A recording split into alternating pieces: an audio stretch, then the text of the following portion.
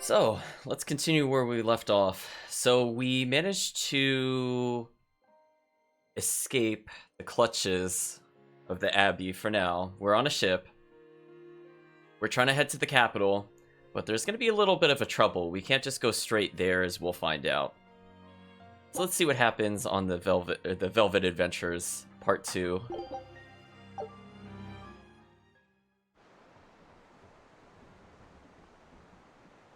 So, okay, it's giving me free control here. Not too bad. We're talking to Moloch number 2. We'll start with Magilu. Now that was a right old conflagration. Don't think they'll be chasing after us anytime soon. You certainly didn't leave them much of a port, though. I wonder if the town will ever recover. How much did you tell them? I had just started episode 2, Magilu's Fury, wherein the beautiful witch is captured and tortured by a demon most cruel! I'm starting to see why they wanted to execute you. I love Velvet's interaction with Magilu. She does look forward to putting on episode 3, Magilu and the Tears of the Demon Lord. I might use that for a stream title, chat. I kind of forgot that she gave little episodes in the beginning, but you know what? I'll try to remember that for next time, chat. You seem busy. We need more hands. We have to set our course and tie down the cargo. I've unfurled the sails. Does that not look safe to you? Sure. As long as it doesn't come loose. So he says, pretty good at cutting stuff, but tying things together is hard for me. Fair enough, not everybody's great at doing knots. Our destination is Logris. Set a course. I'll do what I can, but this vessel really needs a bigger crew. We need to hire more men. Besides, if we keep sailing this way...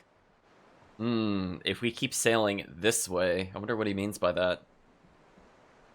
But he says there's no use in thinking about it, there's no turning back at this point.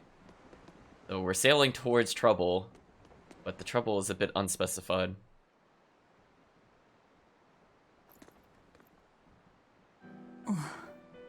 Velvet! How's our heading?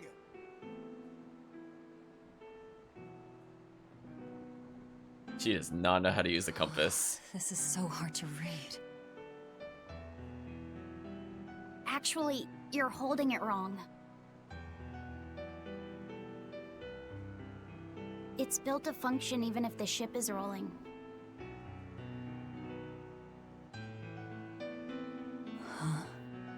Velvet!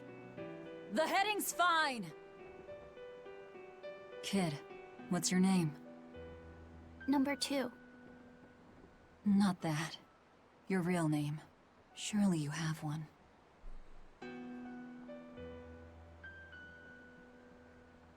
Wanna hold it?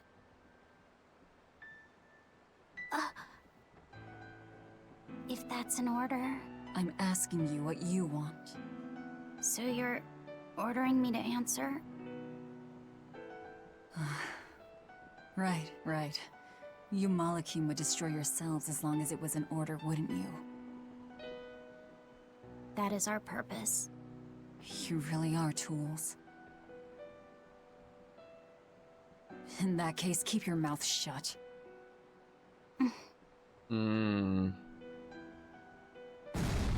Keep your mouth shut. We'll see if that comes up again later, chat. Oh no, goodbye, compass. Pirates! That flag, it's got to be Ivory's pirate crew. They've got a bead on us, folks! And in case you hadn't noticed, we aren't really equipped for sea combat!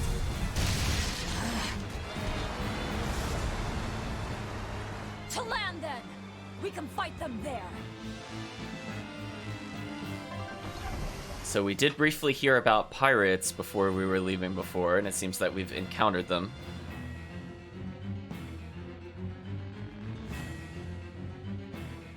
I was gonna say, we're outnumbered, but we happen to be demons. They really are a bunch of demons. That works in our favor. You knowingly pick fights with demons? Must have a death wish. You're in trouble now that we're on land. Wipe them out, number 2. That's an order. Whoa there! We're not the one you'll be fighting.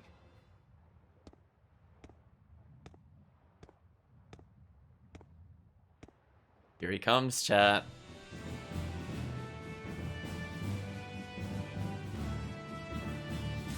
It'll be me. A Moloch? No, I'm the Reaper. Hello, Reaper. Pirate Moloch. I was gonna say, I wish this character had 16,000 health outside of this particular fight, but let's see. We get the Daredevil's Ventite and the Pirate's Eye Patch for defeating him. Well, he seems to mostly have a combination of earth and wind moves, which kind of makes sense. Although he also has a few non-elemental moves, which is kind of nice. What is this guy? A Moloch pirate? A sword, twin blades, and paper. No pendulum that I can see. No pendulum.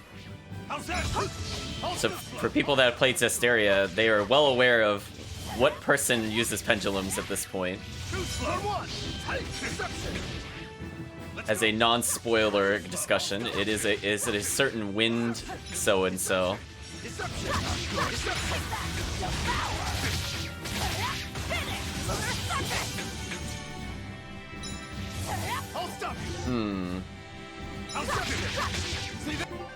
Just want to check one thing. Okay, we didn't get anything too crazy that would really help us with this. Let's go! Not good. Let's go! See this? Too slow. So we just gotta whittle him down a little bit. Don't think we actually need to defeat him. Let's go! Deception. Too slow. I'm actually gonna swap characters briefly, just to go to Rokuro. See this? See this? See this? I'm basically just gonna fish for the stun. There we go, I got the counter and the stun. Exactly what I wanted. So I will refuse to use the other party member for a little bit, because as we saw through the first playthrough, it kind of spoils things. So we're gonna choose not to play as the little boy for now, who's only known as number 2. If you were to play this normally, it accidentally gives you a name for the character before that actually comes up in the plot, and it becomes ultra confusing. So we'll choose not to play as him until this character gets another name. Ooh, I got stunned.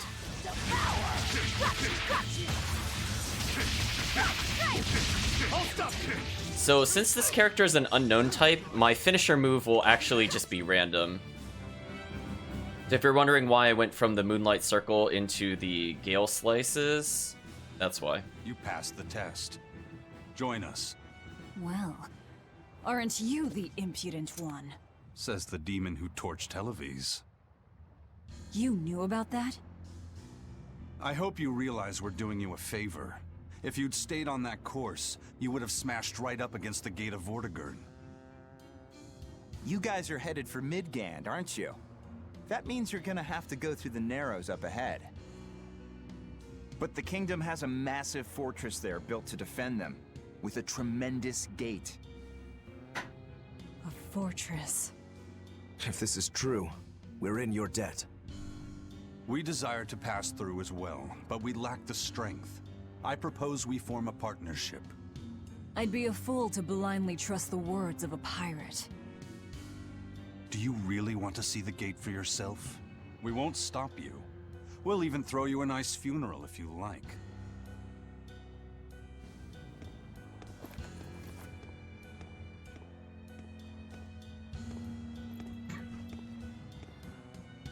So what? We're allowed to refuse? Your business is your business, and ours is ours. There's nothing more to say. But First Mate, you can't go alone. We'll all come with you. You'd only get in the way. Stick to the plan and focus on your duties aboard the Von Eltia.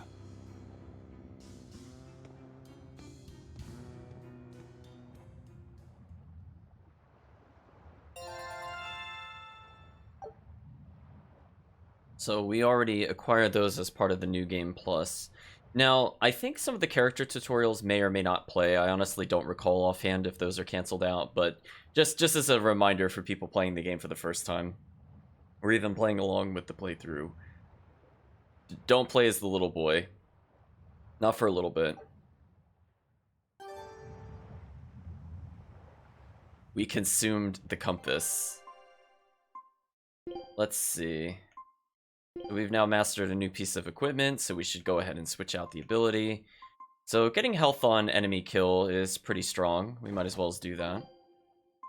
Seems like we're still mastering all of our other equipment. Now this is actually an interesting weapon because of the fact that it gets the 7% extra damage. So technically, if you were to start over a New Game Plus with a ton of herb enhancements, this is kind of like a really unfair weapon to start with. Or we're just taking a look at what else this character has. Now what I think I should do is that because number 2 has not used this item yet, we'll switch him over to this. And consequently, I'll switch Rokuro over to the waistcoat. We don't have too many boots, so we'll have to be on the lookout for more, chat. I think that's a fairly nice mix of things. We'll make him equip the ring, resistance ring +3. Wow. I like how high the art magic is, despite... Oh, I guess this gives a decent amount of art magic, which is also another great item because you get 7% art. Honestly, this character has like some of the best starting equipment. It doesn't really make any sense, but it's fun.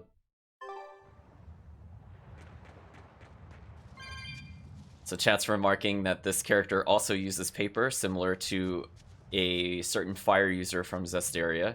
And indeed, a lot of the moves from Zesteria are ported over to this game. I didn't realize just how many there were, because I had like a long break in between games. But yeah, pretty, like, at least 50% of the moves and spells from this character match the fire user. Oh, I bet the skipper would win in 5 hits. Must be because of his curse. Well,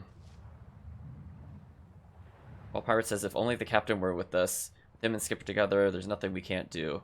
So, okay, so we're piecing together, they're missing their captain. The skipper has some kind of curse. And we did hear a pirate name all the way back in the prison island, but we're not 100% certain the relationship. It potentially could be their captain. We'll talk to the student storekeeper. Pirates always have to have a shopkeeper. That's a fact, chat. That's an official role. So, unfortunately, there's really nothing we can really purchase here. However, what we can do is we could go ahead and upgrade the current items we're using, and we got the both bonuses, which is what I'm kind of looking for. And now that we have some items, I'm just going to do some quick enhanced disenchants until it all goes away. So we did lose a pretty big chunk of our money. We're almost down to 500,000 from 1 million. I already forgot which thing I was modifying. I think it was the ring. Indeed it was. So I'm just gonna reset our materials a little bit here.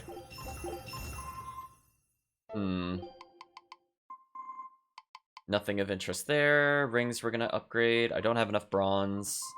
We'll get bronze as we go through, chat. Oh, we should definitely get a +1 there. And one more +1 here. Oh, and we got that other ability. Nice. Easy, easy upgrades. So, basically, I don't know how much I went into depth before, but there's 2 different kinds of items. There's common items and rare items. The rare items require things like the scraps, like the bronze scrap, and we saw earlier the silver scrap. The common ones only need very basic materials, so those I have like 99 of, so we'll have to be careful. The easy way to get rare items is that generally every enemy drops a chosen item, and that chosen item is, I believe, always of rare item type. So we just have to keep fighting enemies on Chaos, and instead of getting the area items, which will be some basic gear, like perhaps it'll be like the calcite blade would be a common item, we'll get stuff for things like the plain paper instead. Let's talk to This guy with the bird in his head. And what are you folks planning anyway? Like I said, we're getting through that gate. If you're not helping us, then the conversation's over. Is it possible to get through? If the first mate says he'll do it, he'll do it. You sure put a lot of faith in him. He's a Moloch, isn't he? That doesn't matter. He's got the captain's blessing, and that's enough for us. Couldn't you ignore the Narrows and just sail around? Not now. We lost both our compass and several of our crew in an earlier attack. Compass? Huh. But in the end, we're pirates. If someone blocks our way, we can't just fall back. And that's what makes a pirate, huh?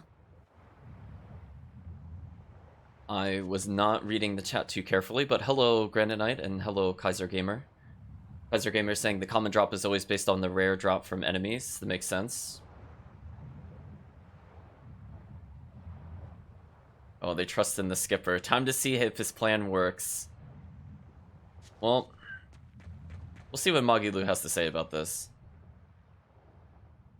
Tragically, your favorite witch is neither a sailor nor a warrior. All she can really do is look on. No argument there. Is the Gate of Vortigern really something that impressive, Dial? They've got a fortress and a patrolling fleet, but the gates is the real show. Even a battleship couldn't blast its way through that thing. Is there no sea route that avoids the Narrows? There is, so to speak, but it's a long way out into the open sea. We just end up shipwrecked. The pirates share our goal. I don't think we have any choice but to band together. True enough. If forward lies destruction and backward lies doom, sideways is your only option! And yet you don't feel like helping out. I sure don't. That Moloch isn't all he seems. Who knows what's up his sleeves? The kid's a Moloch too. Hey boy, you sense anything? We both have ulterior motives. In any case, let's go after him. So we'll talk again to Magilu. She's saying things are getting worse. I suppose that's life in a nutshell, though. I think we could kind of relate to that, chat, honestly. Hey, Dial, we'll talk to you and we'll comment upon things. You won't listen to me, but you shouldn't get involved with Ifrit's pirates. Ifrit is the fiercest, most villainous pirate in all the seas. Every sailor trembles at his name. For a demon, you're pretty wimpy. Demon or not, scary is scary. So this Ifrit is that tough? You bet. Rumor has it he's an unrepentant troublemaker and is as strong as an ogre. His gang are all fearless, wild rogues. They've turned the tables on the Royal Navy time and time again. And best of all is their ship, the Von Eltia. She's a legend that's traveled to distant lands across the sea. Nice. Sounds like I'd get along with them just fine. You seem to know an awful lot about them yourself. Well, it's just that every sailor dreams of being as wild and free as Ifrit and his pirate crew. I guess. Hey, I can dream, can't I? Demon or human or even lizard, we all got our fantasies. Demon or human or lizard, we all have our fantasies. Seems Steve is wishing Dial was playable. I mean, it would be interesting to play as, like, non-human characters in a Tales game. I think Steve had brought up in a previous chat stream that there is a game that I think involved werewolves, for example. Or there are different kinds of were creatures. But in terms of just, you know, variety, it could be interesting. I mean, we're playing a sort of monster right now. I mean, we're like, kind of there. We have a giant demon arm. But it's not quite the same, I know, Steve. So let's have a nice little save here.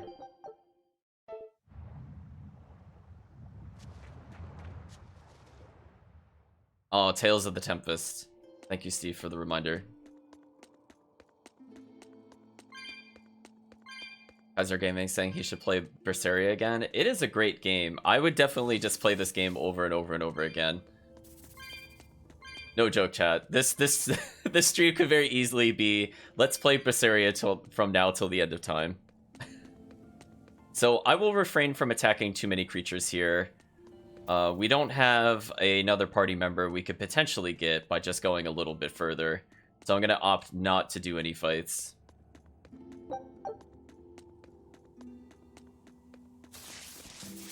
So we're going to be careful because there's stuff on the ceiling. I managed to avoid that without too many issues. Not too bad.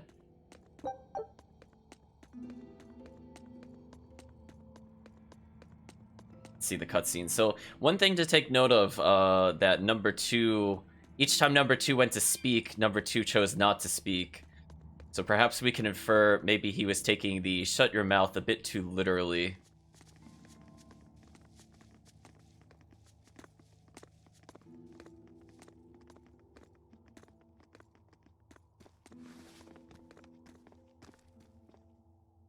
So, you've chosen to trust a pirate? Not for a second. But if you're prepared to lend us the use of your ship and crew until we reach the capital, we'll help you. I'll agree to those terms. But there's something I should tell you first.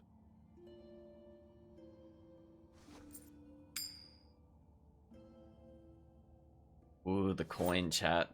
I bring ill fortune to all those around me. The Reaper's curse. I could flip this coin 1,000 times and still land on tails.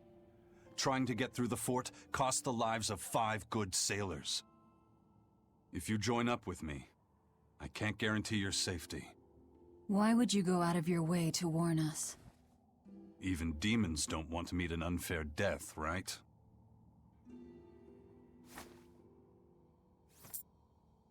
If you still want to come with me, just know the risks.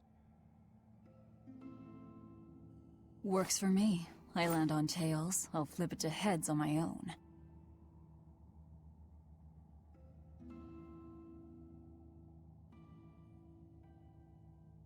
Your name? Velvet. This is number 2. I'm Rokuro. A pleasure. Aizen. You've got a plan of attack, I'm sure. Let's hear it. To put it bluntly, Vortigern is impregnable. It won't fall to an attack whether by sea or by land. So, no plan? Wait, what about both at once? Exactly. First, we send in the Von Eltia to draw their fleet out of the Narrows. Then we slip inside and open the sea gate ourselves. The Von Eltia will then break away and rush back into the channel. We'll climb aboard and push through. One slip and we're all as good as dead. Then don't slip and we're not dead. Walking with the Reaper, huh? The plan is already in motion. Let's move. This cave leads to the fortress. So I'm seeing an Aizen and Heart in the chat. Aizen is pretty fun to play. I do enjoy his particular break soul. So that's going into the origin of one of the sound clips we have. So for people that follow for the first time, you get to hear him shout, "You're wide open." I think he's formally in the party now. Yes, he is. Let's take a look at his equipment. So he starts with the wristlet. He's got the memory locket. Now, because we we did some shopping earlier, we got something we definitely shouldn't have at this point in the game, which is the pumper upper. He has received another waistcoat, but I think I should probably switch him over to the natural waistcoat first. And unfortunately, looks like I don't have too many free items for him to use here.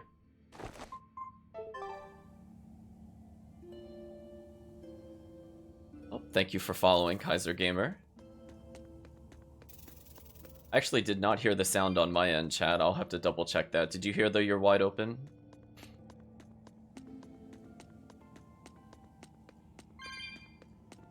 If not, I think when I take a short pause, probably about an hour, I'll go ahead and fix that and replay it at that point in time. Oh, okay. Maybe it's just on my end. No problem. Well, as long as you guys hear it, that's fine. Ah, new obstacle. Look at all these vines. They're too tangled to cut through. I'm carrying some flint. Just burn through it. Do you really think this is a good place for us to start a fire? Normally, no. But we're also demons and Malakim. Get what I'm saying? Yeah, we're not exactly normal ourselves. I think this is probably my favorite tutorial image in all of the Tales series. I just like this image of Velvet staring at the vines that we're burning, and this whole cave is filled with vegetation. We're like, you know how we're gonna deal with the vegetation? Just set fire to it in an enclosed space. It'll be fine. Fire doesn't spread. It's fine. It's very contained. So we could use our kindling to burn vines and other obstructions. So let's go ahead and do that. So I could check this item, and it says thick vines block the entrance. With some kindling, you might be able to burn through.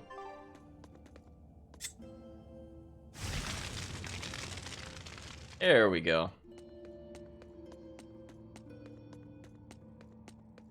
Let's get into combat to maybe show off this other character. Don't blame me if this goes sour. I'll make him the party leader for now as well. There we go. Oh, actually, I forgot the most important thing. What did it set me up with?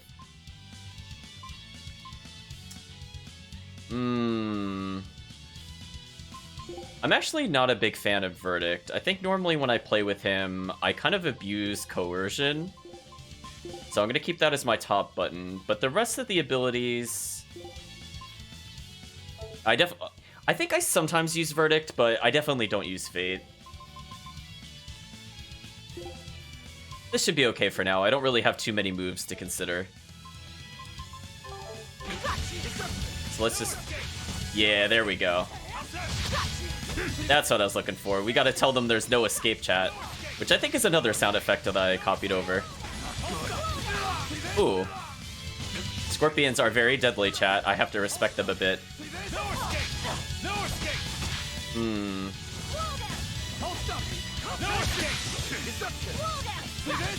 I might have to swap out of him for a little bit. I forgot how annoying the scorpions could be. Yeah, let me do that so that way I could play as Velvet just for this fight. So what I want to end up doing later is if I can get more focus on Aizen, I'm going to start spamming his Break Soul ability.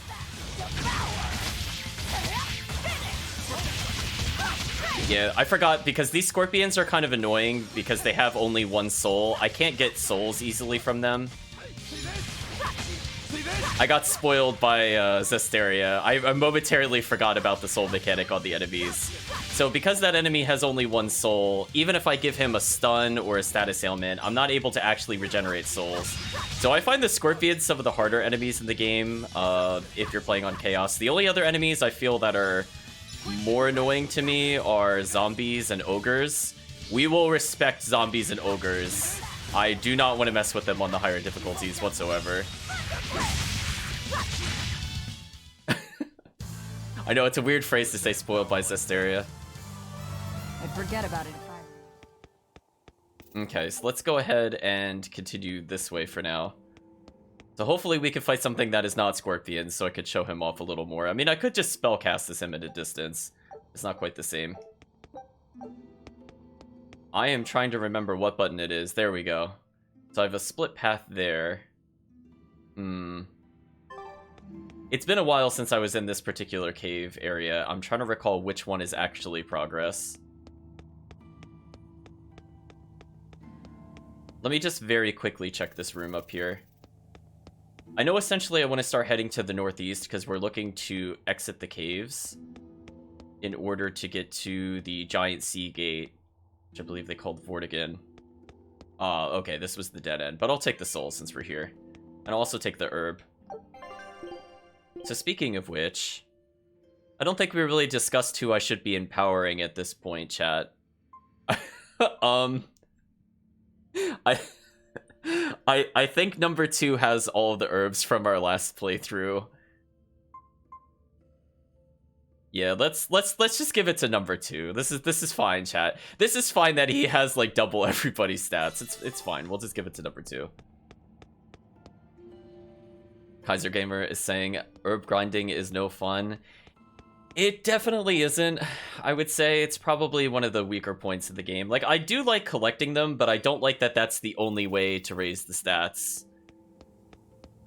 Like, if there was some other more reliable method that doesn't just involve, like, circling the map over and over, I would have been more inclined to do so. But it would have been nice if that was just, like, an alternative. Like, you could collect them, or much later on, there's a shop where you could just blow all of your cash to just buy them. That also, I would have been okay with either, just to kind of open up a bit more variety.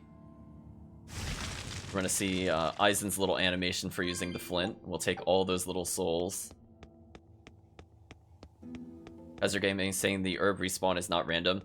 Indeed. So I think I talked about this in a previous stream, but if I collect them in a very specific order, I will be able to force red herbs to Kid's spawn awfully later on. quiet. You think maybe there's something wrong with him? Number 2's always that way. Stop that. Calling him by a number is cruel. What's Rokuro mean? Well, son number 6, technically. Same thing then. Not even remotely.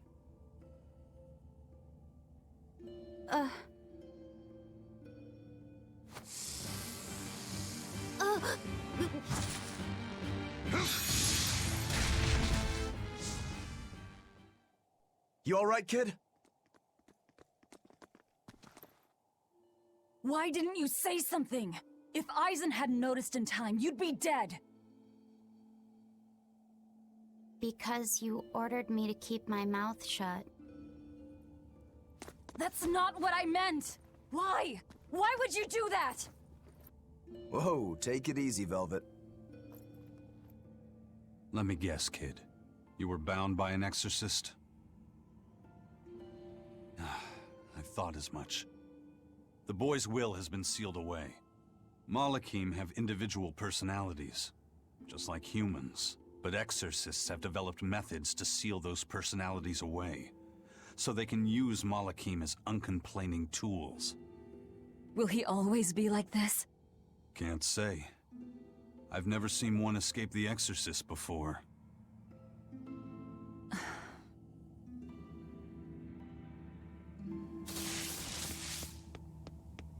Hello, creatures descending from the If ceiling. you're ever in trouble, speak up, okay? If I'm in trouble? You said exorcists bind Malakim's free will. Yeah. We've lived in this land a long time, and we're our own folk, just like humans. Only a small portion of humans, those with strong resonance, like the exorcists, were able to perceive our existence. But the Advent changed that.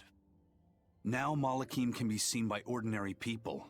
We're being robbed of our free will and made into obedient tools. Humans praise Artorias for providing a miraculous new weapon against demons, but Malakim aren't mere objects. Malakim aren't things? They are. Huh? As far as Artorias is concerned, Malakim, demons, and humans are all nothing more than tools. Everything in service to his utopia of reason. That's all anyone is to him. Even my brother. Hello, No Cali. So you said you're playing it this week. You love its story. I do love the story of this game quite a lot. I think that helps in replaying the game. I like the voice acting. I like the story. I like the combat for the most part. It's maybe a little too easy when you kind of play through a lot of the other Tales games, but definitely for new players in particular, I feel like it's probably just about the right difficulty. So we're playing through on Chaos all the way through, so I have to be a little careful with things like the Scorpion. I have to respect them. But speaking of respect, let's donate. We're up to 35 cat spirits now. So fortunately, New Game Plus, we have a soul reserve to skip a lot of the hunting of those.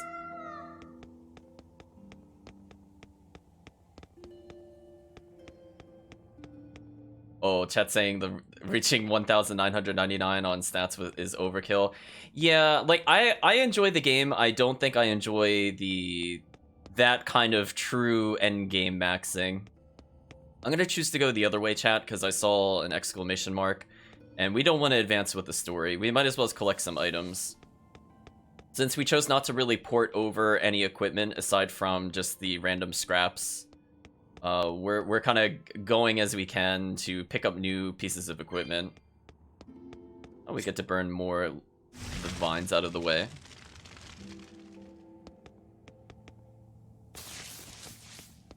But yeah, so far I feel like this game is just probably my favorite of the Tales games. I mean, I'm just kind of thinking back and like which ones have I actually New Game Plused versus just kind of played and went probably not again. I think the only other game that I've probably played I'm not going to say as much as, because I definitely put more hours into Berseria, but number of playthroughs, I would say some of the older Tales games, actually. Like, Tales of Destiny 1 in particular. I think I've played through 3 times, I think? But, like, over the course of, like, 15 years. Not back-to-back. I'm being asked if I played any of the SAO games. Now, chat, I'm normally very terrible with acronyms, but I believe that one is Sword Art Online, and I have not actually played any of those. Kaiser Gamer says, your second most played Tales game. So what is your most played Tales game? We collect some ore fragment. Oh, okay. Zillia 2, interesting choice. I would say that one, for me, I wasn't a fan of the plot, and I think that's what kind of hurt me going through, but definitely has very interesting combat. I could see for people that are, like, really into, like, things like the different stances for the protagonist, it definitely offers a lot of depth in that regards, but for me, it was, like, just a little too much. Try to keep track of, like, what element every single move does for 3 stances. That was a little much for me. I had a lot more fun playing the sub-characters, honestly. Let's... Ooh, hello. Turtles! Turtles! Are you a turtle demon or something? No, you got it all wrong. I'm the White Turtles. Sorry about spooking you, Zol. If you're not a demon, then perhaps you're a Moloch. Nope, I'm just a plain old Turtles. Nothing more and nothing less. I'm sure you guys have lots of questions about me, but for now, I'd appreciate it if you could hold off on them. Right. Sure, if you insist. Much obliged. The turtles are traveling merchants of considerable savvy. Their services could be quite useful for members of the underworld like us. You don't say. Sounds handy. You betcha. And at old White Turtle shop, we believe the customer's smile is what matters most. That being said, this being where it is, my prices unfortunately might be a little on the high. Oh no, you're going to give us a bargain. I'd love to do that, Cease. But when you do's business out in remote areas like this, the costs add up and, well... You're just taking advantage of the situation. I can't entirely deny that, but... Then that settles it. You'll do business with us at market prices, and that's final. We should seal the deal with a smile, too, since it matters so much to him. Like this. Much obliged. Poor White Turtles, we're making him cry. He's talking about going into the red. Now, because we have an absurd amount of cash, I might as well just buy every single item possible. So the chat is talking about the walking speed in the game. That's definitely one of the other very minor things I'm kind of annoyed at. Like, right now, I'm not able to even use the thing that speeds up movement, but I feel like even in this game, movement feels a bit too slow You sure know afterwards. how to drive a hard bargain, Velvet. What else was I supposed to do? Would you rather I devoured him and swiped all his stuff? You're more frightening than the Reaper. Still, that Turtles was an interesting guy. It's a big world, kid. Lot of strange folks out there. So I'm discovering. He probably took one look at us and thought the very same thing. A demon, a Moloch, and a Reaper. We've got it all. Ain't that the truth? So one other detail I'm going to point out for people that may or may not have seen the game before. Oh, I'll point it out after the skit. But actually, during the skit, if number 2 happens to talk, I like the way they draw his eyes, where he looks kind of like glazed over, you know, not quite alive. It doesn't have like the same sparkle as the other characters. I like that little detail. What are turtles, anyway? Some sort of turtle men. Yeah, but what are they? They are what they are. All you need to know is that they're good at peddling things. They're probably just called turtles because they wear all those sea turtle shells on their backs. After all, Rokuro means 6th son, and that's what I am. I was Teresa's second tethered Malachim. So I was number 2. That's a title, not a name. Huh? Would someone just give the kid a name already? A name. For me?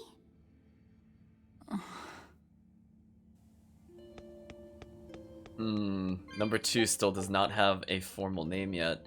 So we can see by the icons the northeast exit will indeed lead us out of the caves, but we're going to wrap around into this room first, because as we remember, we came through the south part of this room, and there's still one more treasure here. Let's go ahead and collect that. Also, if I touch this, we now have a way to teleport throughout the cave, so that's kind of a nice touch.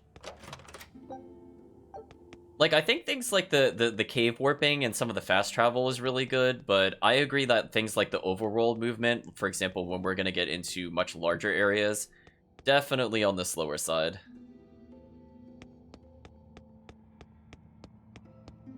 I miss things like when we're playing Suikoden and you get the the dash rune for the first time. You just kind of blaze through the game at hyperspeed. So yeah, I don't feel like fighting too many of those creatures. Just because they are kind of annoying to get souls on, and souls are a big portion of the combat. If I don't have souls, I don't have combos, I don't have break souls in order to do a lot of damage. Speaking of which, how are we doing on learned abilities? Okay, so they haven't learned anything yet. So again, we're just gonna go ahead and ignore these things.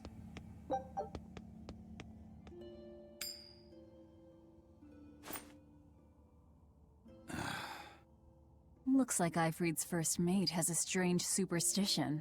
It's just a habit. Only comes up tails anyway. What land did that coin come from? I've never seen a coin with a goddess on one side and the Reaper on the other. Strictly speaking, that's not the Reaper on the back. It's an image of the Demon King, Daus. Where have I heard that name before? Martel the goddess, and Daus the demon king. The Book of Ragnarok, chapter 765. The Battle of Yggdrasil. Whoa, you're awfully well read. The coin was dug up from some ancient ruins in another land. They called the place Karlin long ago. It's made from soft, ordinary gold, but they had some process to harden the metal and make it resistant to scratches. Wow, that's a rather rare find then. Do you like to read books? Teresa's chamber was full of them, so I spent a lot of time reading. Ragnarok is a record of battles from the Age of Myth. I've read it several times now. Anyway, coins like that are hard to come by. Where did you get it? It's a long story. Never mind then. So, were you deciding something with that coin toss? Not anything I can talk about yet. Oh, I'm sorry for prying.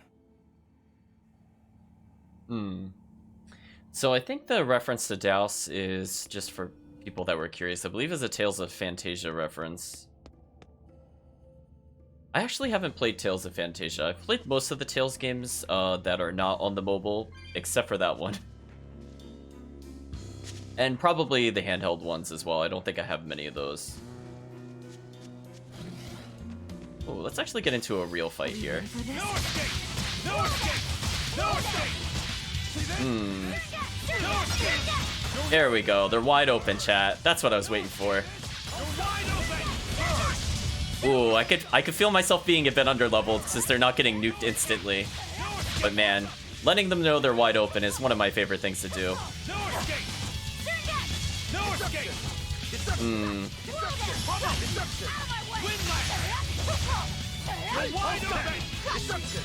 Gotta let them know they're wide open. So I'm waiting for one of my other favorite moves, so I'll just kind of mess around with this character a bit. I feel like Aizen in particular is a little rough to play as when you initially get him, but he definitely evens out after like maybe 5 or 6 moves. I unleashed all my power. Maybe I overdid it. Oh, we got a fire ring mastery. Not too bad.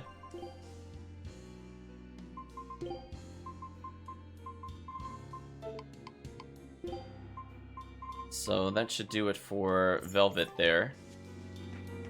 So technically what I should be doing is if I want to get the equipment skills, I should be fighting a lot of these creatures back to back to back, but honestly, I don't technically really need to do it. I think I'll get cutscened. Yeah, I was gonna say, I remember getting cutscened trying to round this quarter. There's no guard.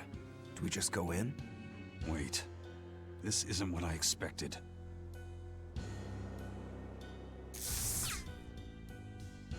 There's a barrier over it? They changed the security.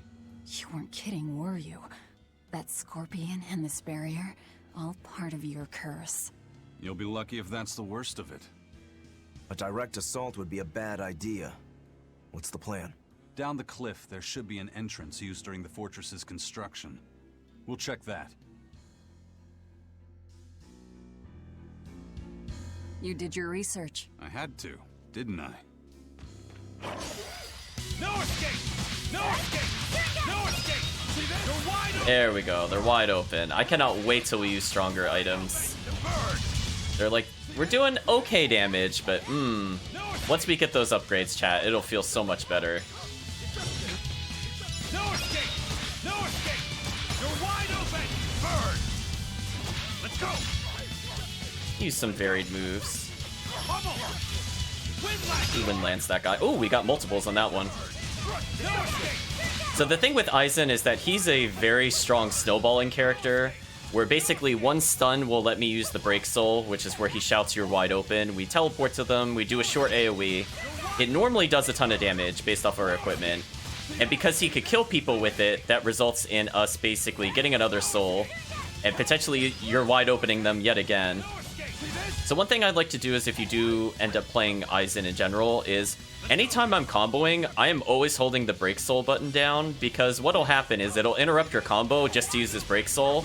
Like there, You won't get any pity or compassion from me. I actually never let go of the Break Soul button at any point during that combat, so just walking forward, the game prioritized Break Soul over walking.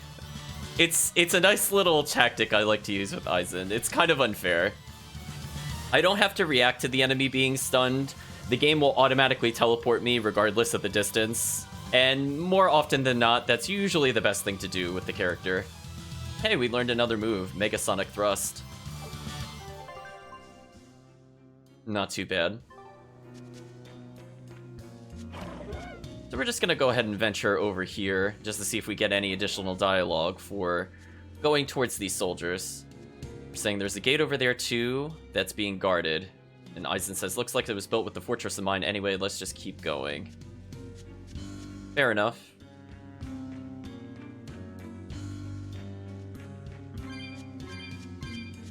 Chat's asking Tales of Fantasia for future stream game. I have to actually see what systems it came out on, because originally it came out in not the US or the Super Nintendo / the Famicom. Then they did a re-release on the Game Boy, but I don't know if they ended up with a English console version. Chat would probably know that a bit more than me. Because that was one of the reasons I didn't end up playing the game, is I just didn't have a system at the time that would play it. I'm not gonna say no to it. I mean, like, I'm always interested in trying new games, especially if it's related to a series I've played before. Is that the way in? This one's actually guarded. Which means there's no barrier. Let's move, everyone.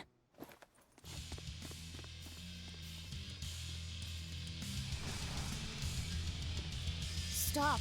Those guards are... Careful, they're not what they seem.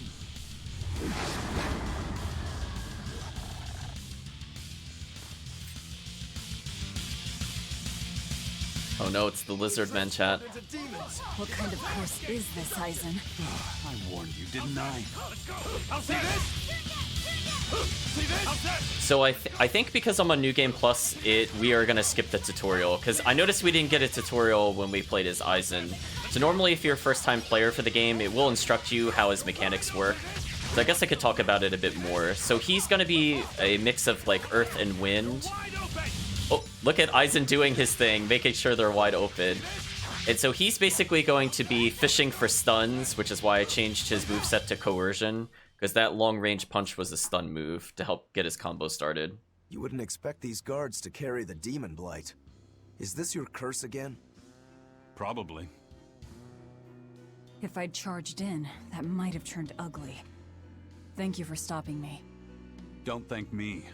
He's the one who noticed the danger.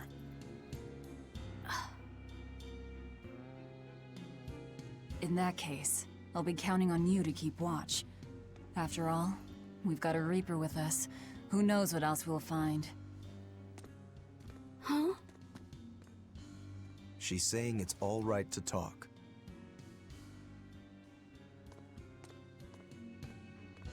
Understood. Keeping watch. Steve is saying apparently the best version of Fantasia is the PS1 fan translation. Interesting. Chris is also saying it came out for the iOS. Yeah. See, I remember it coming out for the Game Boy Advance, but I think by that time I had actually given away my Game Boy Advance, unfortunately.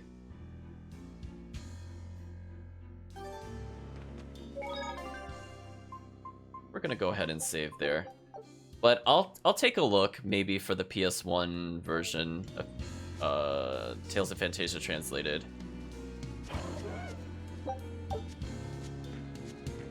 Because what'll happen is I guess I would get like the fan translation going through it. I'm assuming it's just like a patch you would run if you happen to have the game or at least the ROM. Reddit says to avoid the GBA version. I did hear some mixed things about the GBA version, but I myself have not played it, so that would just be kind of hearsay.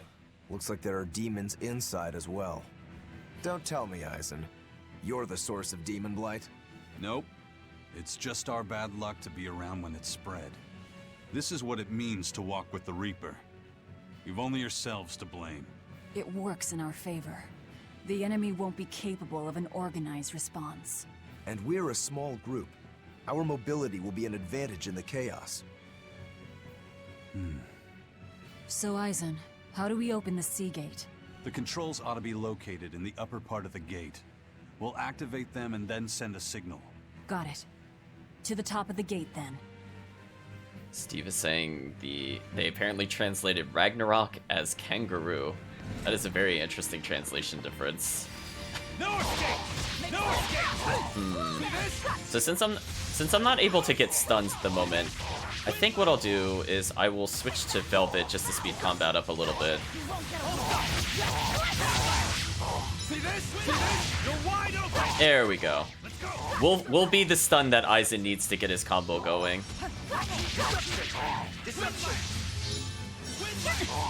Actually, what are these things weak to? Oh, weak to wind.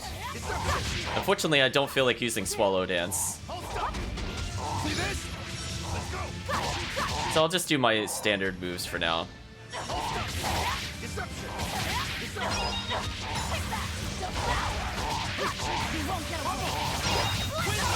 There we go. Got some extra strikes in there. Let's go! How's this?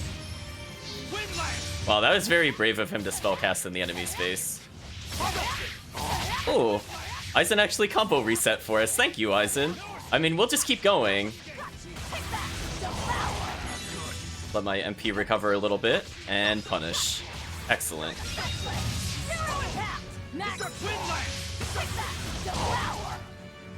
Victory is ours. I suppose we could dangerous encounter something. Oh, no, we can't do it yet in the game. I'm sorry. I'm misremembering. So, unfortunately, another weird thing is that, there's not really, like, a story reason why it unlocks, but we can't do something called a dangerous encounter, which forces multiple enemies to join into a single encounter. Not all the ships left. A battleship. Not good. Not until after we leave this fortress does that become a thing. A fortress with a sea gate that blocks the entire strait. It's crazy what the Abbey can build. Until recently, I might not have believed it possible. It's no sweat if you're using Malakim as tools. If Malakim can be made a blade to fell demons, they can also be made a hammer to forge metal. It's another way the Abbey and the Kingdom show their dominance to the people. It says, do not resist, submit. It's disgusting is what it is. Disgusting. Agreed.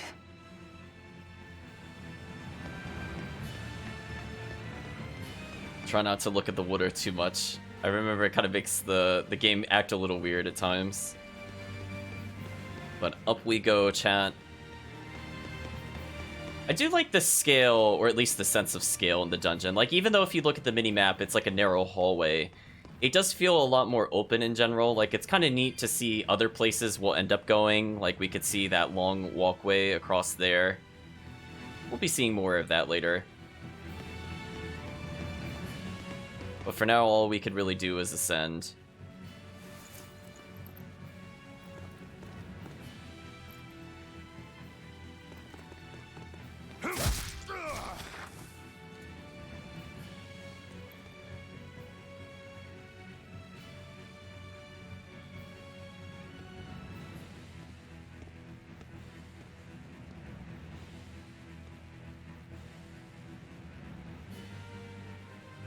This door should lead to the gate, but it looks like they've got it locked up tight.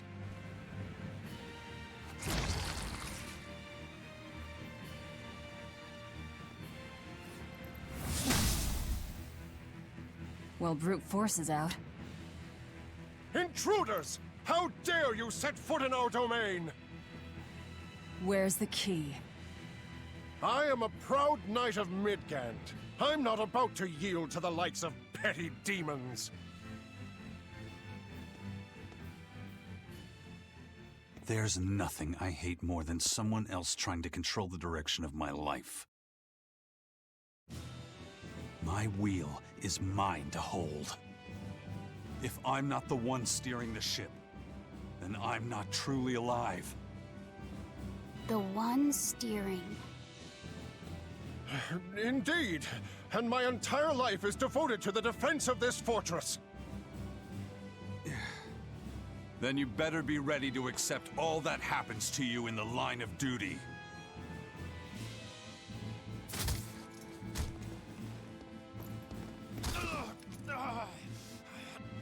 Maybe it's time we found out just how deep your devotion truly goes.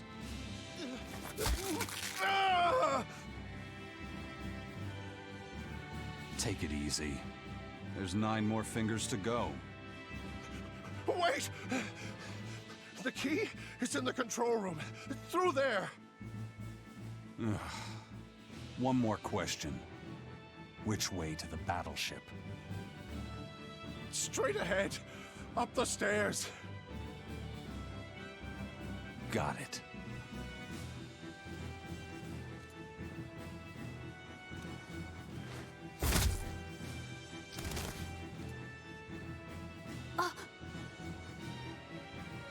Well, thank you for handling that.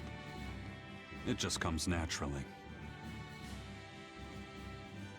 We need that key, but we also need to take out the battleship before it sails against the Von Eltia. He's right. The control room or the docks? Which will it be?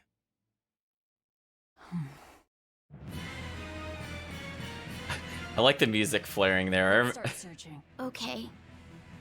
But yeah, we're not exactly the nicest group of people. Oh, we're having another skit. We'll talk more about what we just witnessed in a moment.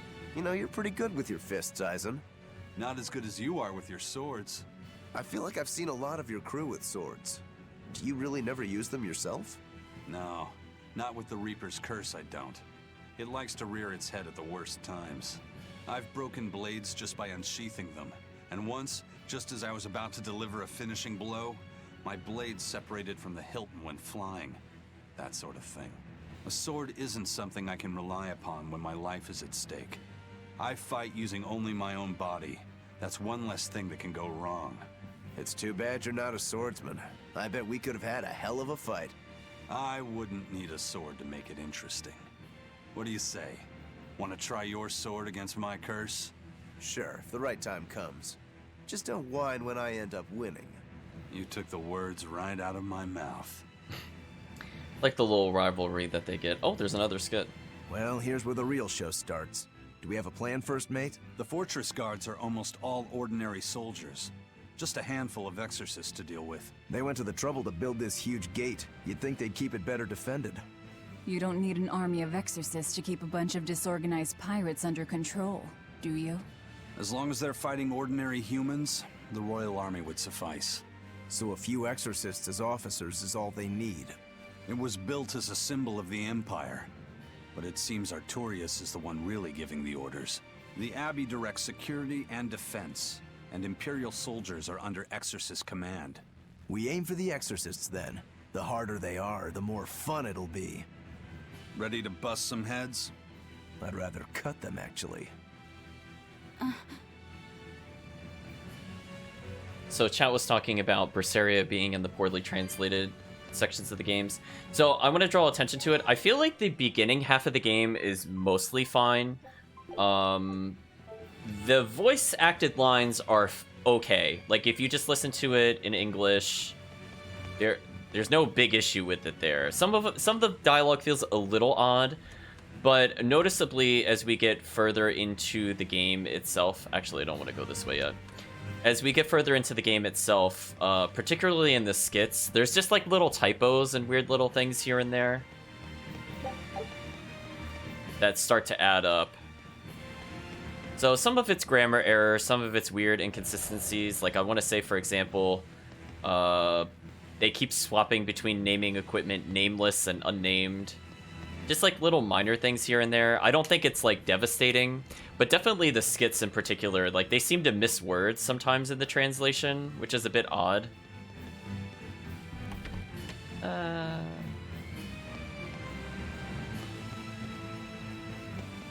was just taking a look around. Okay. I have my bearings now for what I need to do. I guess we could go south since we can't go there anyway, due to it being closed off. But what I can do is take the chest that's in this room. Oh, that enemy was all over me. So, number 2's ability is basically, if we take a look at his arts, everything he has is considered a hidden art or basically a Moloch art.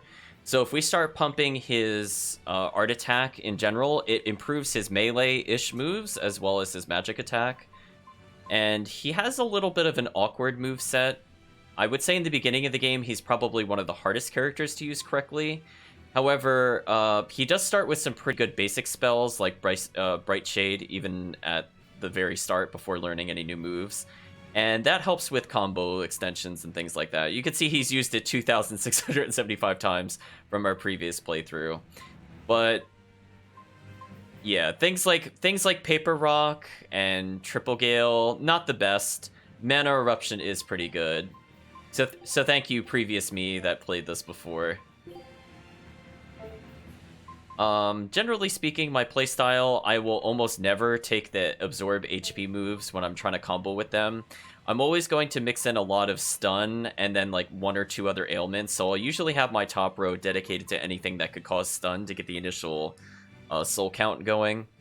And then from there, my other ones are just variations. So if I stun them on the first hit, these next 3 moves are just there to try to fish for other ailments for extra souls. That's generally my playstyle for each of the characters. And fortunately, because the little boy is pretty good at stun compared to Aizen for some reason, they make a good partner pairing. So if you end up playing the game in multiplayer, it's a pretty nasty combination. Okay, I was just double checking something. Like, I actually really enjoy the melee of number 2 for whatever reason. But it takes a little while before we get the true nonsense. Like, look at that, chat. I got like 5 souls in the span of 1 attack. Like, that is just so dumb. I don't know why he's able to get so many souls like he does. Because you would think he would be one of the worst characters for it, due to not really being a melee-oriented character, but no. Pretty godlike. So his Break Soul, even though it doesn't have an attack per se, like, it can hit people in order to stun them kind of thing. Just wait until I pull out the good stuff. Basically, since we're at Break Soul level 1, so we haven't enhanced it at all, it'll just half the damage we take. So even if you don't use number 2 all that often, just having him in the party halving damage is pretty useful for carrying you through the game. And again, if you play on lower difficulties, things like First Aid are more important. I'm playing on Chaos, so healing magic is actually pretty useless. Speaking of which, I need to remember to turn off any healing moves that these characters might have. So I absolutely do not want them to bother with this, because it's not worth our time. Okay, that should be good.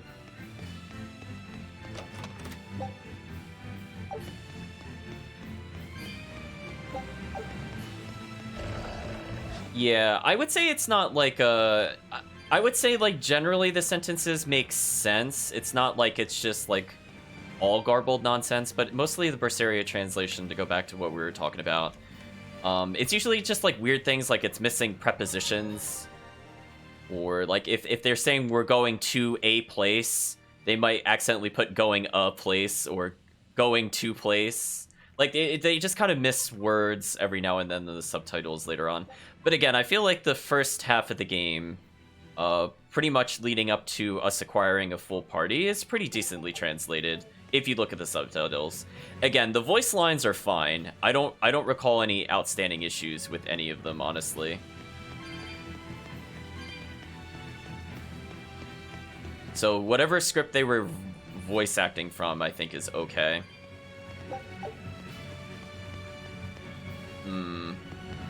We have multiple things we could go to. Now, I think this is what I wanted to do. So if we went down to the lower area first, we actually would not have been able to advance. So what I'm going to do is I'm going to push this rock, which will help us out in navigating the other area. There was a loud noise below. I'll take a look at what that did. Oh, we acquired another weapon for number 2. Interesting. Ooh, wow. Number 2's low rarity stuff is actually pretty interesting. Unfortunately, that also means his later weapons are not quite as impressive.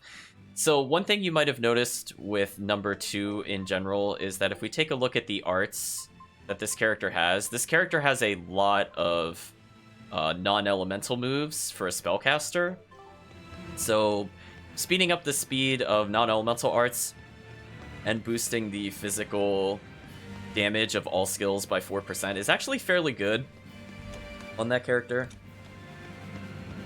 Because I feel like most of the good moves will end up using that. So okay, so we use the boulder, I think, to destroy an obstacle here, so we can now jump across without any big issue.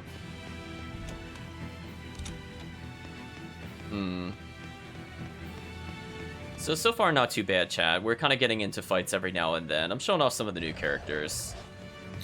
But again, our goal is to not really grind, hopefully too much or at all. We're just going to try to blitz through it on Chaos. Stop the battleship. It's equipped with large cannons. The plan is to use their gunpowder against them. Oh, I don't think we fought the ghosts yet. So we should probably go ahead and fight the wraiths. So they're weak to physical and fire, which is like completely unfair if we play as Velvet, because that's basically all the moves that I've assigned to her. Ooh, I have to be careful here. So one downside of Chaos mode is that it makes their spellcasting much faster.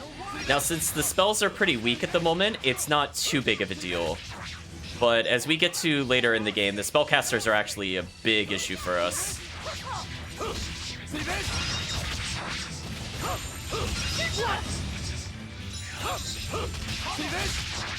So one thing I was hoping to show off, but we kind of stun-locked them, so they never really got an opportunity to do anything.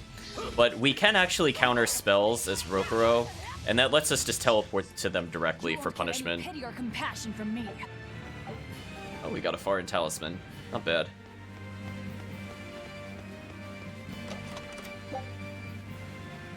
So we got a Denora bottle, but we don't need to worry about that. We got an item that gives us infinite of those.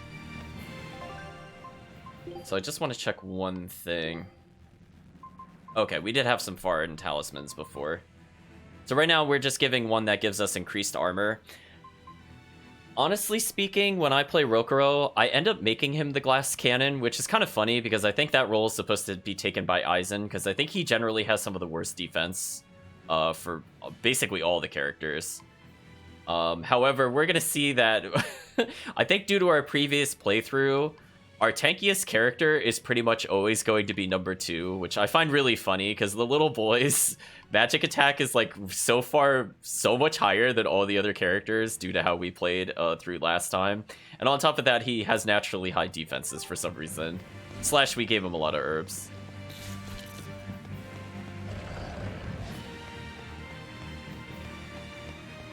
Thank you, Steve. Hopefully you have a good time in whatever you end up streaming today. I was just thinking about if I forgot something.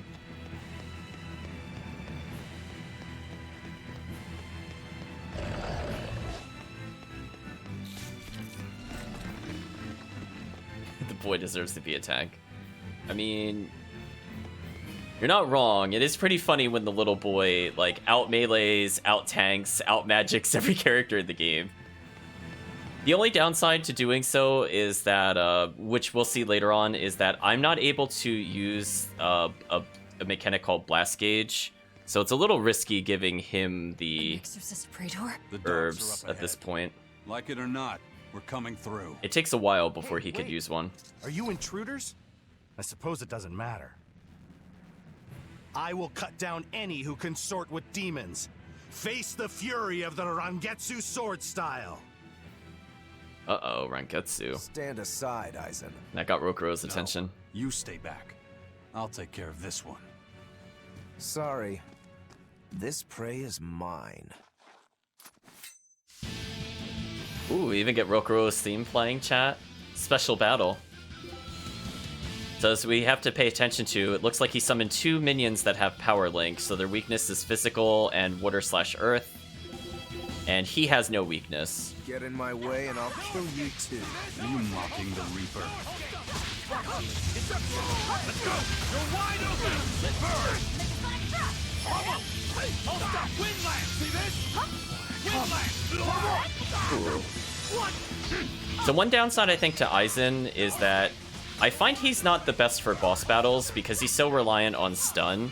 So unless there's something that can be stunned easily, I feel like he kind of falls behind. So I might actually switch to Little Boy here to kind of clean things up. Again, like, do you see how quickly he got stunned there? It makes no sense, chat. Like, seriously, it makes no sense, like, how good he is at stun.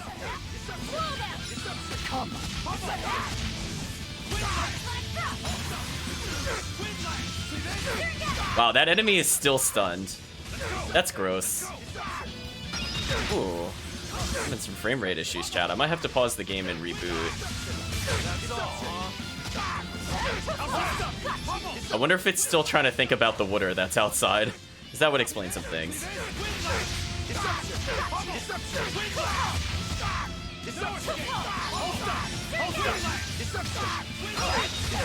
Like, just look at how good the little boy is at stunning. Like, look at this, chat. This is unfair. This is honestly unfair. Stop it, little boy. This enemy is getting jungled forever. That is so unfair. I feel so bad for this quote-unquote boss. Like, this boss has no chance against this monstrous team. I might as well use other moves. I mean, this is such a dominating performance. I can basically do whatever I want.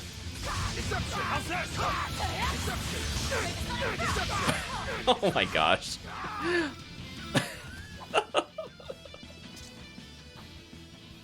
We're running out of time. You folks handle the ship. Careful, Rokuro. He's... I know. He's holding back. Let's go.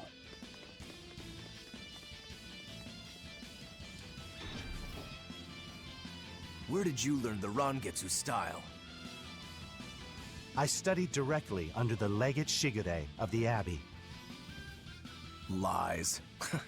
He'd never take on a student. Let me guess.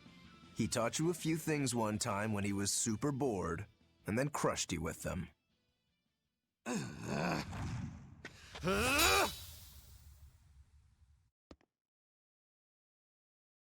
So... it seems like he didn't actually count as a boss fight. That's interesting. Normally in like a Tales game, we'll see like defeated a powerful enemy with no items, but instead we just got item-free victory. So even though he had quite a lot of health, he did not actually count as a boss. And we also did not get the grade to match, which is kind of unfortunate. But it's kind of funny that we also got a 79 hit combo with Little Boy. I mean, like, I really honestly don't think he could have escaped Little Boy. Like, the other characters didn't really need to do anything, but it was nice of them to assist. Number 2 too strong, chat. Number 2 is number 1 in our hearts. Ooh, so we got that. Windblade Ignisite? I've actually never said the word out loud before. Ignisite? Is it done, Aizen? We're set. It also serves as a good signal for the Von Eltia.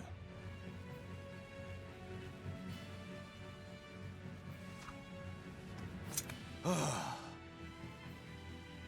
that was about the saddest practice I've ever had. But at least I learned where he is.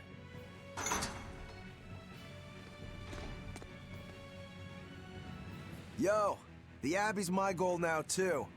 Now I can do what I have to do and repay my debt at the same time. Is that your doing? What? Is there a problem? No. A fine companion for the Reaper.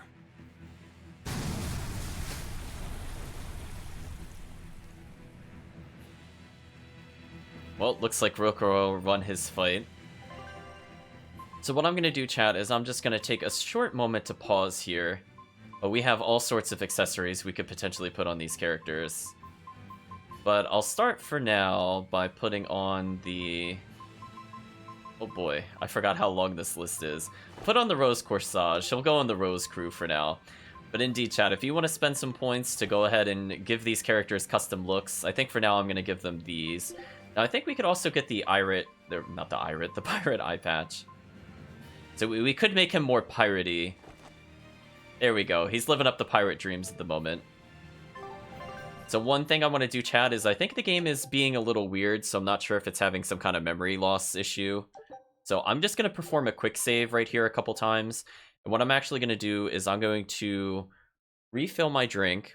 And what I'm going to do in between is I'm just going to close the game and reopen the game, because I think it's acting a little slow for some reason. And honestly, this game should not have any frame rate issues.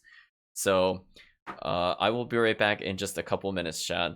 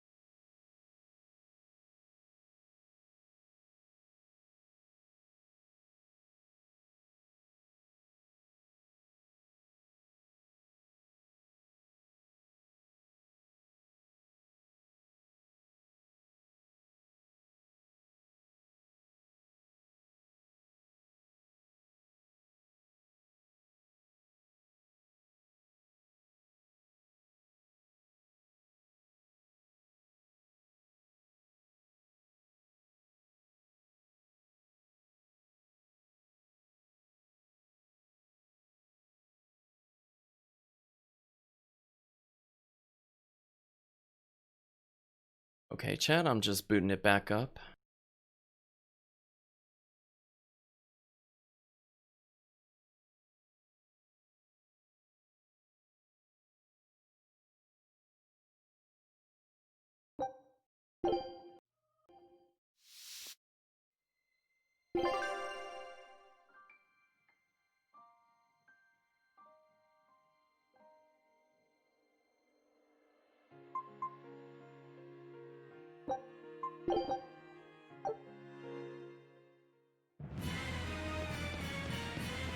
We have to find that key. Let's get to the control room.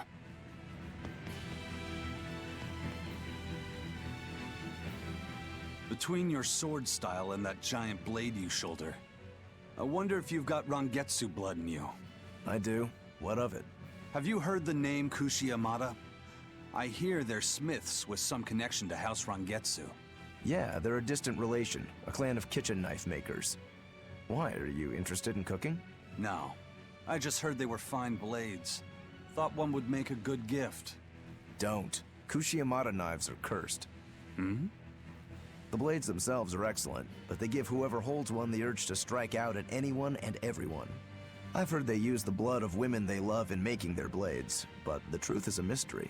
The clan died out after they all turned on each other. The blades were all supposed to be melted down into slag. I suppose that's why talk of them is hard to come by these days. Such is the fate of House Rangetsu. Or maybe it's just in our blood. Sounds like there's even more to your clan than the rumors say. Better than there being less, I suppose.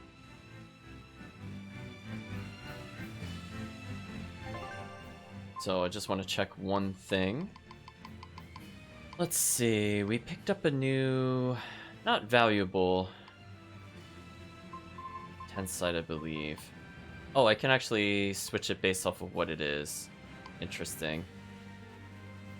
So the Twin Blade gives us the ability to add up to 2 random skills to equipment on normal or higher. Well, we're definitely playing on normal or higher, so that's good. So now all the gear that we pick up from now on will potentially, instead of just having 1 skill, we'll have 2. And as I said before, it is random. Which I guess is kind of a bad thing, but honestly, because of the fact that you can learn skills and master them on your character, I honestly don't mind it that much. I can see why it could be annoying towards the late game when you start building preferences for things. Trying to get exactly perfect gear can be kind of annoying, but honestly, I don't really feel like it's necessary, especially if you're not playing on Chaos. I don't feel like you need to go for the best of gear, and you can still do very well throughout.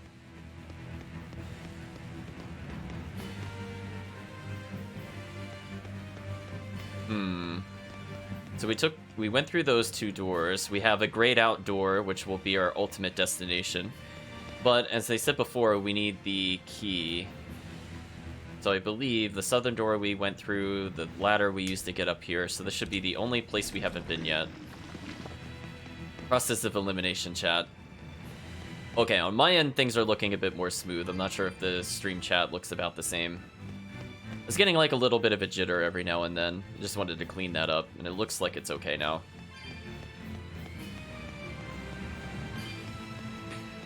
Also, it's kind of funny because I came back to OBS and it told me it crashed. I think that was from before when we had no sound. Oh, OBS. You do some silly things. So we're gonna go ahead and just go straight for the herb, and then we're gonna leave. Again, if we're looking for experience, the best way to get experience is dangerous encounters. The best way to get grade is dangerous encounters. The best way to make money is something we'll unlock later, which is hilarious and really dumb. But I love it that it's there. But that doesn't involve combat whatsoever. Oh, that enemy spawned right as I was walking in. Ooh, I countered slightly too early. Let's go! So now we're seeing the threat of the spellcasters kind of unleashed. They're just kind of spamming the field with the different abilities. See this? See this? Hold up! See this? See this? See this? Deception! See this? What? So we're going to do our best to kind of save our allies here, but we're in a little bit of a trouble. Fortunately, I've killed one. I think our allies are starting to take care of the others. Hold up! Hold up! See this? See this? There we go. I countered a spell just for you, chat. See this? See this? What? Nope. There we go. Gotta evade every now and then to get extra souls. That's not a bad way for a comeback mechanic. Like, you just gotta dodge the abilities, and then you start doing better.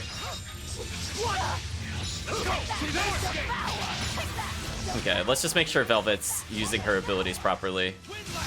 Goodbye, enemies. I wish I had power like that. I'd forget about it if I were you. 30% art attack when HP is 8% or lower. I find that those abilities don't usually honestly come up that often. I'm usually never that low on health, at least not as Rokuro. Like, maybe I would get that low with Aizen by accident, and then, like, I would just immediately break soul, and then that's a non-issue. Where I find those percentage-based health, or excuse me, when you're below a certain threshold of health, you get extra stats. I feel like that's more useful in characters like Velvet, who just purposely tank their own health with their ability. Whereas, like, a character like Laphicet or Rokuro, I'm gonna be spamming their break soul, like, near constantly. I don't know. Like, Aizen, I could see it, because he could get damaged pretty easily. Oh, I'm gonna zoom in slightly. I didn't realize there was, like, a little skull in the eye patch. Just wanted to show that off. Seems we have a little skit if we talk to this door. Open. It's locked from the inside. That's a real thick door, too. This must be the control room, right? That's my guess. We need another way in. That window would probably work, if it wasn't all barred up. It looks like a standalone building. Maybe we can find something on one of the other walls. Is there another way in? Well, Velvet's suggesting we search around. There's only one place we can really go, and that's up the vine. But thank you, protagonists. Also, one thing to note is that if you're climbing on something, you'll notice the grade bonus actually freezes in place. That's a nice touch. I'd like to not be punished for using alternative movement methods.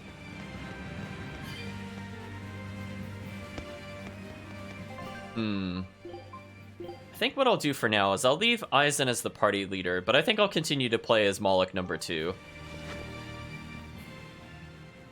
His capability to stun is really absurd. This seems to be the place. Let's split up and look for the key. We'll search the other room.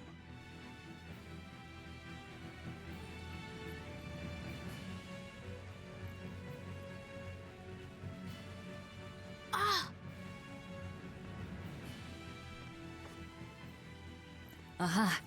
Found it. Ow!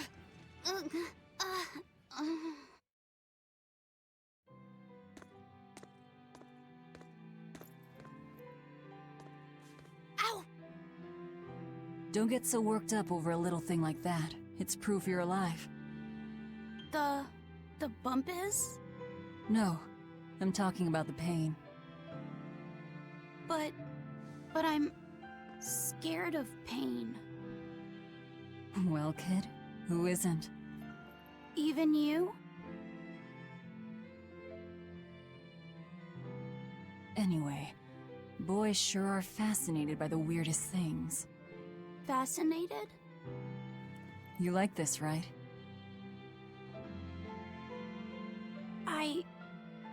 I don't really know. But after I saw one in a book, I got a little curious about it, and I felt... You felt excited, didn't you? Yeah. I guess so. Do you know why the needle points north? Who figured out how to make it work? I thought that if I had one of these, maybe I could go on adventures. It's exciting. When you feel that way, you should talk about it. About what you like and dislike, if you're happy or scared. After all, you're alive. I'm... alive. That's just my opinion, though. Not an order. Got that? Understood. You found it? Now we can get that gate open. We needed a compass too. Nice work. Thank you. Sorry about that, chat. Seems like the connection dipped for a second, so I'm just gonna let chat boot up a little bit. I saw it go to red, but unfortunately it's a little hard to pause during those cutscenes. As in, like, if you hit start, it will not pause the cutscene. Everything's ready. Let's get our gate on. So it looks like our connection is back to normal, so that's good. So we could see that that was the first time we really Yes, I saw won't get mad if you talk. Okay. Moloch number 2's eyes, excuse me, light up a bit more. So they've been kind of glossed over, but the moment she had that little talk with him, he even blushed a little bit, so he's starting to show a bit more emotion.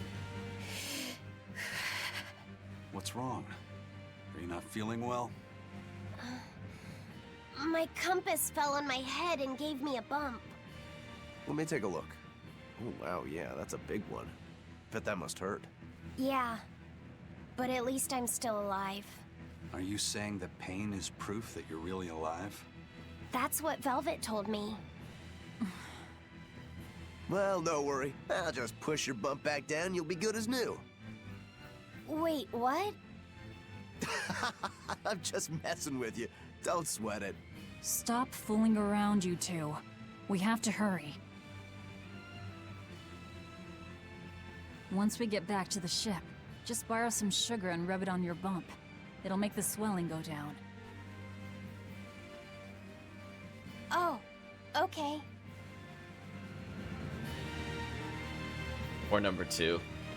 At least he's starting to emote a bit more. Look at that, even as a smile. Awfully fond of that, aren't you? Still, you should keep it in your bag for now. I'll put it in my bag. Good. You know, that's a nice bag. It looks made to last. It's Moritz silk. I've never heard of Moritz silk. It's a fine fabric woven from the threads of the Dandarantula spider. It's got a delicate sheen, it's soft as a baby's skin, it's light and stretchable, it breathes, and it's quite durable.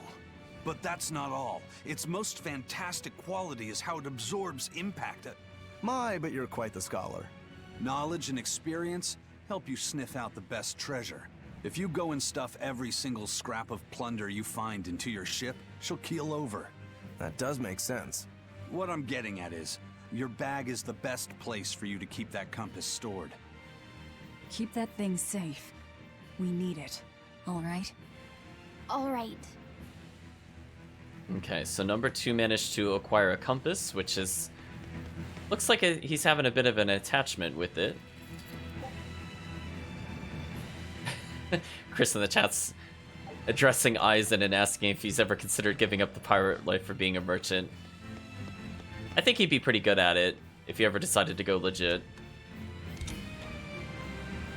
So again, we don't really need too many items here. Like, we'll pick them up if I happen to notice them, but we're not going to try to 100% every treasure, as I said before.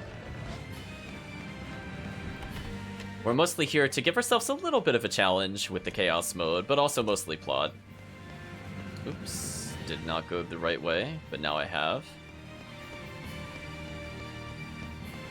So yeah, number 2 is probably one of my favorite characters to play as, especially when we finally unlock all of the Break Soul enhancements. Then I feel like that character is completely overpowered, and it's just... It honestly is just a sight to behold when you see the level 3. I meant to check one thing real quick. Okay, I didn't see what I was looking for in there. That's fine. Well, I think at this point we have the key, so we could use this on the door. Let's see what happens, chat. All right, it's open. What was that? It's the Von Eltia telling us they're approaching. Hurry!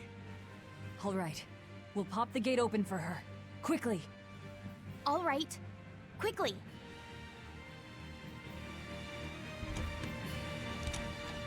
So we see another herb directly in front of us. We're definitely going to go pick that up.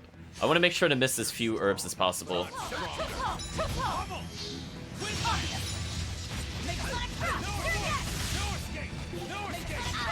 Oops, I did not target the right monster. Let's go!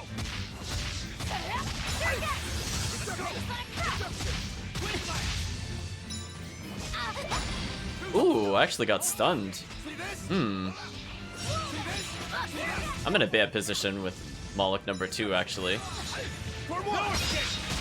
But it's okay, I'll turn things around with Eisen. Speaking of which... There we go.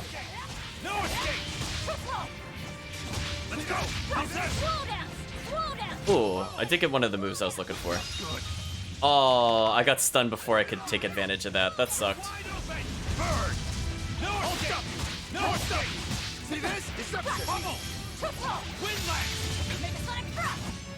Again, if the enemy's already stunned, it's better to go for ailments and such. So if we take a look at Windlance, Windlance is able to target fatigue, but also because it has armored as its type, it should help us with a lot of the enemies coming up ahead. I think Tempo was okay. I'll sometimes use these moves, but I'm looking for a very specific move from Aizen, which I think takes a little while to unlock, unfortunately. It was a close one, but I am the victor. I was gonna say, yeah, we have to go quickly, but we're stopping for the herbs. It increases attack power by 2. Well, I think we're just gonna continue to give the little boy all of the stats, chat, because it is pretty funny when it happens. So he now has more attack power than Velvet, of course. I think he received at least 80% of the herbs last time we played through the game. I don't think it was exactly at this point that we started giving him herbs, but it wasn't too far from here we decided to switch over to Moloch number 2 for all the love.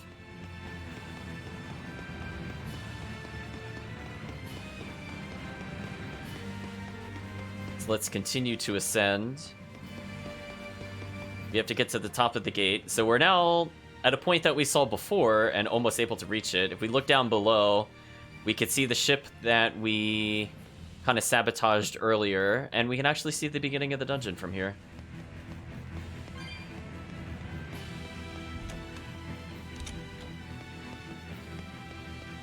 Let's see. Ooh, we have a switch. So, this opens the gate. One side, yes. The gate has 2 giant doors side by side, with matching levers to open each. Makes sense.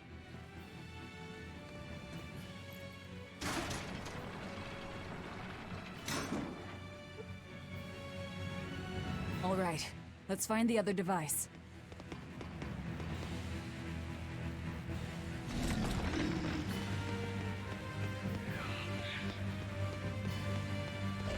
Okay, nothing of interest here, so we're just going to continue down here.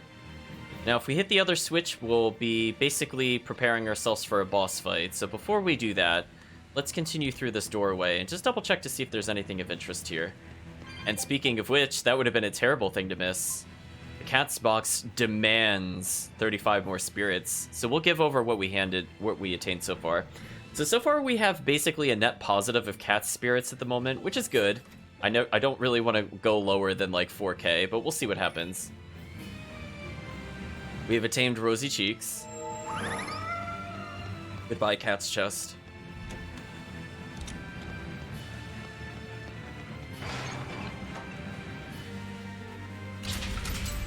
And with that, the sea gate is finally open. The Van Eltia will be able to sail through this area. But we haven't exactly discussed how we're going to board the ship, because we're pretty high up at the moment, if you notice. I mean, multiple stories, at least 6. And it's open. Let's meet up with the Von Eltia. Back to the docks. So, in this upcoming cutscene, we're going to unlock an amazing ability that completely breaks the game, if you are aware of a certain mechanic with it. We'll go into details in a moment. Do that. This is my fortress!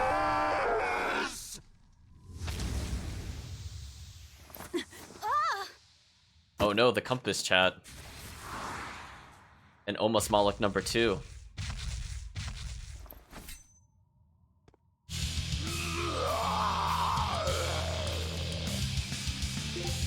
Well, maybe we should have tried putting him down.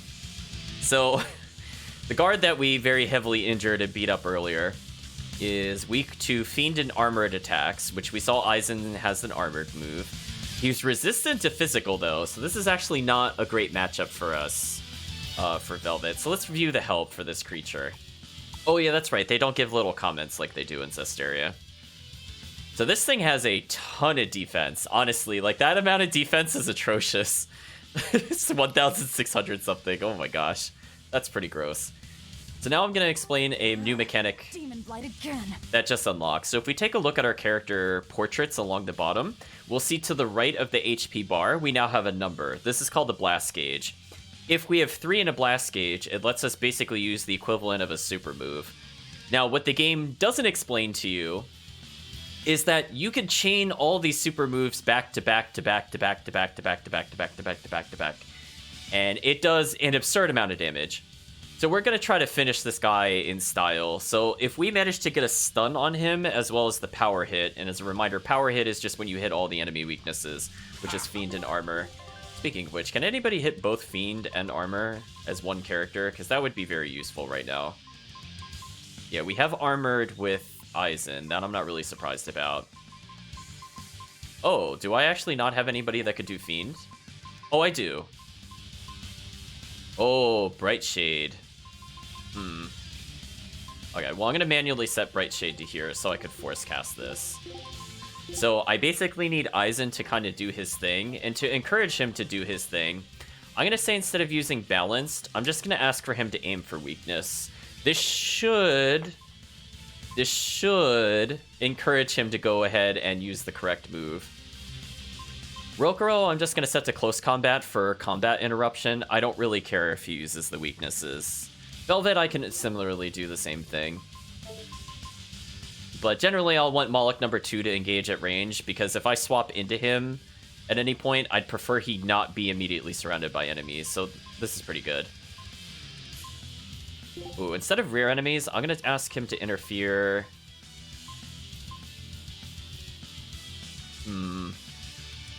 Maybe rescue allies in danger.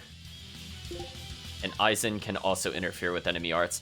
I want to make sure the enemies don't get too many chances to kind of attack us, so I think this is a decent setup. Rokuro can kind of float between different characters, and Velvet just has to kill whatever's in front of her. I think that's fine. I call this an improvement. The compass.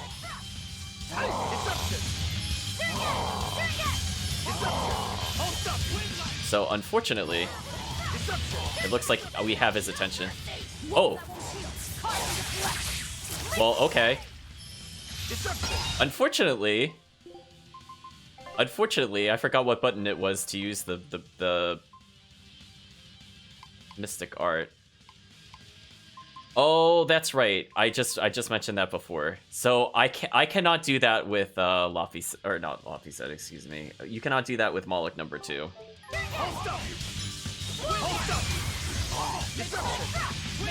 I have to remember that for next time. So the way to get Blast Gauge back is to basically break Soul. And when you break Soul, then you also, not only do you get health back, but you get Blast Gauge back. So I think if I'm going to go for it, I'm going to have to rebuild her meter. We'll see. But the enemy's kind of strong against her, so this is not a great matchup.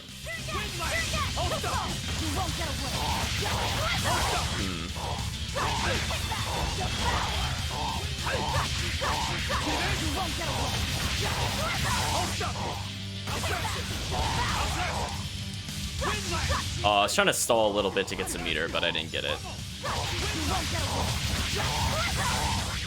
There we go.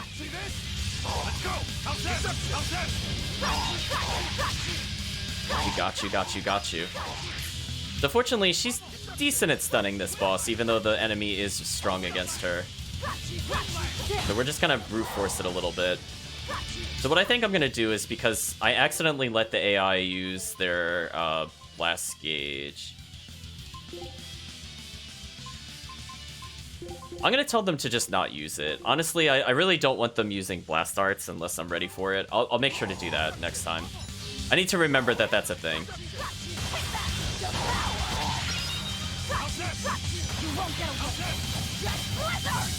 So we're gonna weaken this enemy a little bit. I mean, I'm getting a lot of my abilities back at least.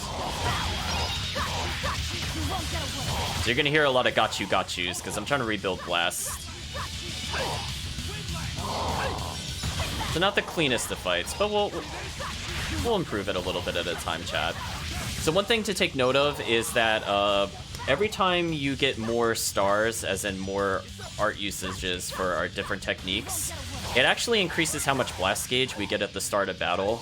So because we moved over our art usage from the previous file, we actually got a pretty hefty bonus going forward for all future encounters, which speeds things up a little bit. Here we go, I'm almost at 3 blast gauge. Now I just have kind of... Okay, I'm just gonna do it now. Look at that damage, chat. I'm gonna keep... Why did it not let me... I definitely did that correctly. I wonder if there's something weird about the first fight in the game. So what I was trying to do... Oh! Oh, I forgot that was a mechanic. Oh, only Velvet has it at the moment. Wait a minute. That's kind of a problem. Is she higher level than them or something? Is that what happened? I can't see what level she is. One moment. I think the others have not learned their actual blast gauge attack, and I forgot that was the thing. My bad, chat. We'll have to show it off as we unlock it later.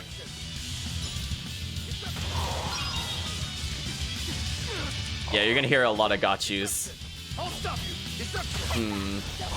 In that case, I think it's time to finish it off with the true main character. See this? Deception! Deception! I'll stop you! Deception! Deception! There we go. We're going for it, chat. Oh, we actually got the stun. Oh, I'm not sure who got it. Velvet might have stolen it, chat, from the true protagonist.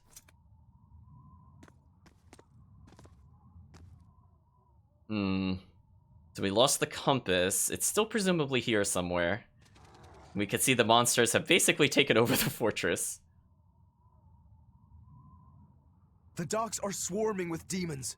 The Von Eltia will be overrun. Rats, we don't have long.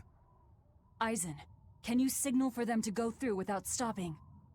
That'd keep them safe. But what about us? We'll jump down onto it as it goes past. Is there another option? Eisen, give some kind of sign.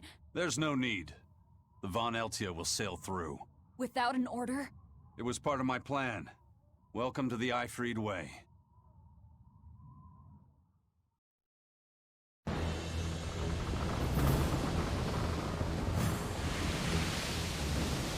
It's coming at full speed! Let's get a move on then.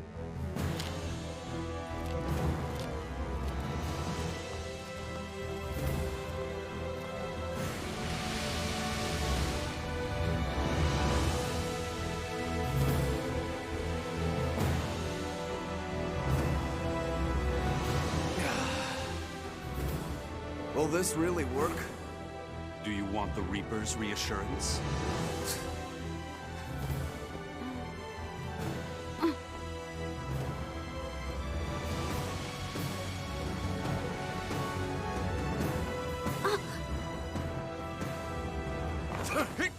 Wait, what are you? Oh, went back for the compass, chat.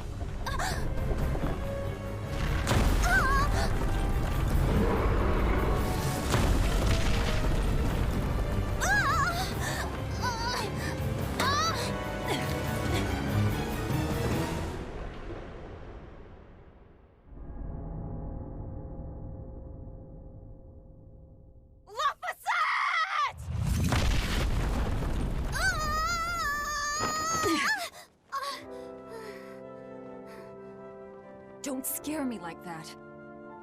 I'm sorry. Yes! Nailed it! You're lucky Mommy Lou's around. Let's go.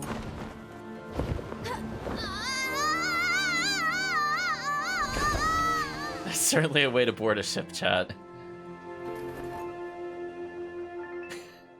Chris is questioning the Ifried Way. I mean, I don't blame you. You probably should. So everybody is now leveled. So there, I wanted to show before, we got the item-free victory over a powerful foe. Apparently that one soldier was just not good enough, which I guess is fair. So we've now unlocked 2 more Mystic Arts, which are the supers that require 3 blast gauge. Now, the downside, as I said before, is that Moloch number 2 will not learn his ability until much later for plot reasons. Which makes him a bit disappointing, I would say, in the beginning of the game. So I had kind of mixed feelings the very first time I played through the game But let me tell you, I played him at the end of the game and I was like, wait a minute, what have I been missing out on? This character is ridiculous. Anyway, with our 34 grade, I imagine we mastered quite a lot of equipment. Yeah, that's about what I expected. Oh, having the armored +8 or capability versus armor +8% would have been pretty good. 30% focus when health is lower. That's good for when we purposely drain our health, as I said before, and focus leads to stuns. We now have the tankiest Moloch #2 getting more defense, because of course, you can already, he got even more art attack. He already has by far the most in the game. And now he's getting art defense higher. I think technically there's another character that uses magic that has higher base art attack, but that character did not receive herbs. Oh, Aizen's getting HP recovery on killing foes +30. That's always good to kind of keep him alive when we're not controlling him. And him getting 5 to each defense is great because he is basically a glass cannon character with like mediocre focus. So he needs all the help he could get with stats. We attained the Seer's Glaciate.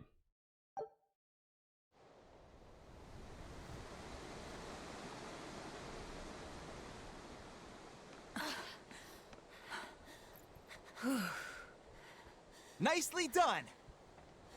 You're not going to thank your savior for her crafty cannonballing? Are you nuts? I told you to stay away from the cannons, not bang on them. But it was fun! And everything worked out, right? I'm sorry.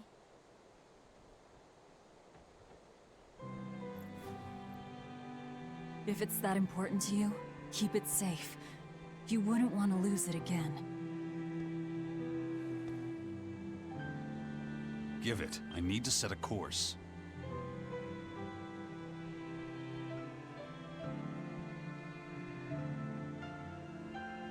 Fine.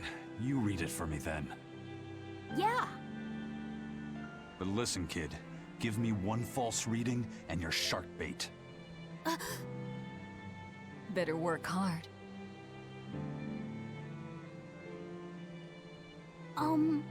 What's Laphicet? It's a name. Your name. My name? Laphicet. His eyes flutter. Well, it's no Magilu. We're through the channel. Give us a course, Laphicet. Aye, aye, sir. We're headed straight for Logres. As the chat is pointing out, it is really messed up to name somebody after your dead brother. It'll get into that a bit more. They're not aware of the backstory of Velvet, so they are not able to make the comment upon it. But it'll come up in the future. I promise you, chat.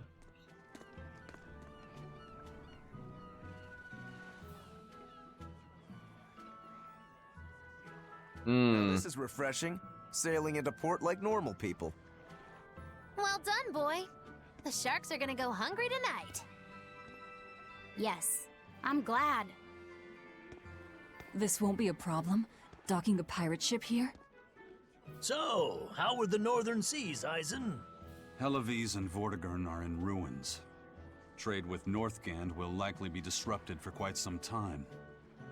Well, I like the sound of that. I'll have to act quickly. Any word of the captain? Aye. It's an old rumor. But they say Captain Ifrid was sent to Titania. The island prison overseen by the exorcists, huh? We'll have to look into that. I registered your vessel as one of our merchantmen, same as always. But even so, stay on guard. There's a grand ceremony being held in Logres. Lots of watchful eyes about. I see. So they exchange information for mooring. Information. For mooring? Having the latest news gives merchants a chance to make favorable trades. So it's worth protecting a pirate. I bet Aizen and his crew have connections like this in nearly every port. Not even the Abbey's iron decrees can withstand the force known as human greed. I see. Don't bother going to Titania. You won't find Ifrid there. And how do you know that? Because I escaped from there. And before I did, I heard something from the prisoners. They said Ifrid was the only prisoner to ever get out alive, and that he was taken by an old exorcist named Melchior. Lord Melchior is an elder legate at the Abbey. He should always be present at the headquarters. Don't call him Lord. Von Ifrid's our captain. It's starting to look like his disappearance has connections with the highest levels of the Abbey. Their headquarters should be in the capital, right? Yes, at the Royal Villa in Logres. I've never been there, though. And Velvet, your business is with a man in the capital, right? Looks like we're all headed to the same place. I won't apologize for involving you. Usually I'm the one who says that. Like the little quips they have back and forth. So one thing I want to make sure I unlock. I don't think I'm going to go straight to the capital in today's session. I think what I'm going to do is I want to unlock another side venture. Look at Eisen's idle animation for a second. Let's talk to each of these characters. Make sure the Van Eltia is ready to sail. So we're basically going to talk to everybody here, open the ability to leave this place, but we'll save... By the way, there's the little matter of your ship. My men brought her through the gate as well. We'll save the rest for later. Use her as a scouting vessel. Do what you want. We stole it in the first place. A scouting vessel? I've assigned Benwick to her. He'll give you the details. So we'll deal with that in a little bit, chat. We're going to unlock a new mechanic that is very abusable if you're playing on the PC version, and you'll see what I mean in a moment. The wind's kicking and the tide's flowing, and we're stuck here. Then why not just set sail? Not going to happen. The Abbey hasn't given us permission yet. And we would need their permission, why? The kingdom keeps a strict watch on harbors and sea routes. It's like they've erected walls and gates in the sea. Aha! Midgand is spread across a number of islands.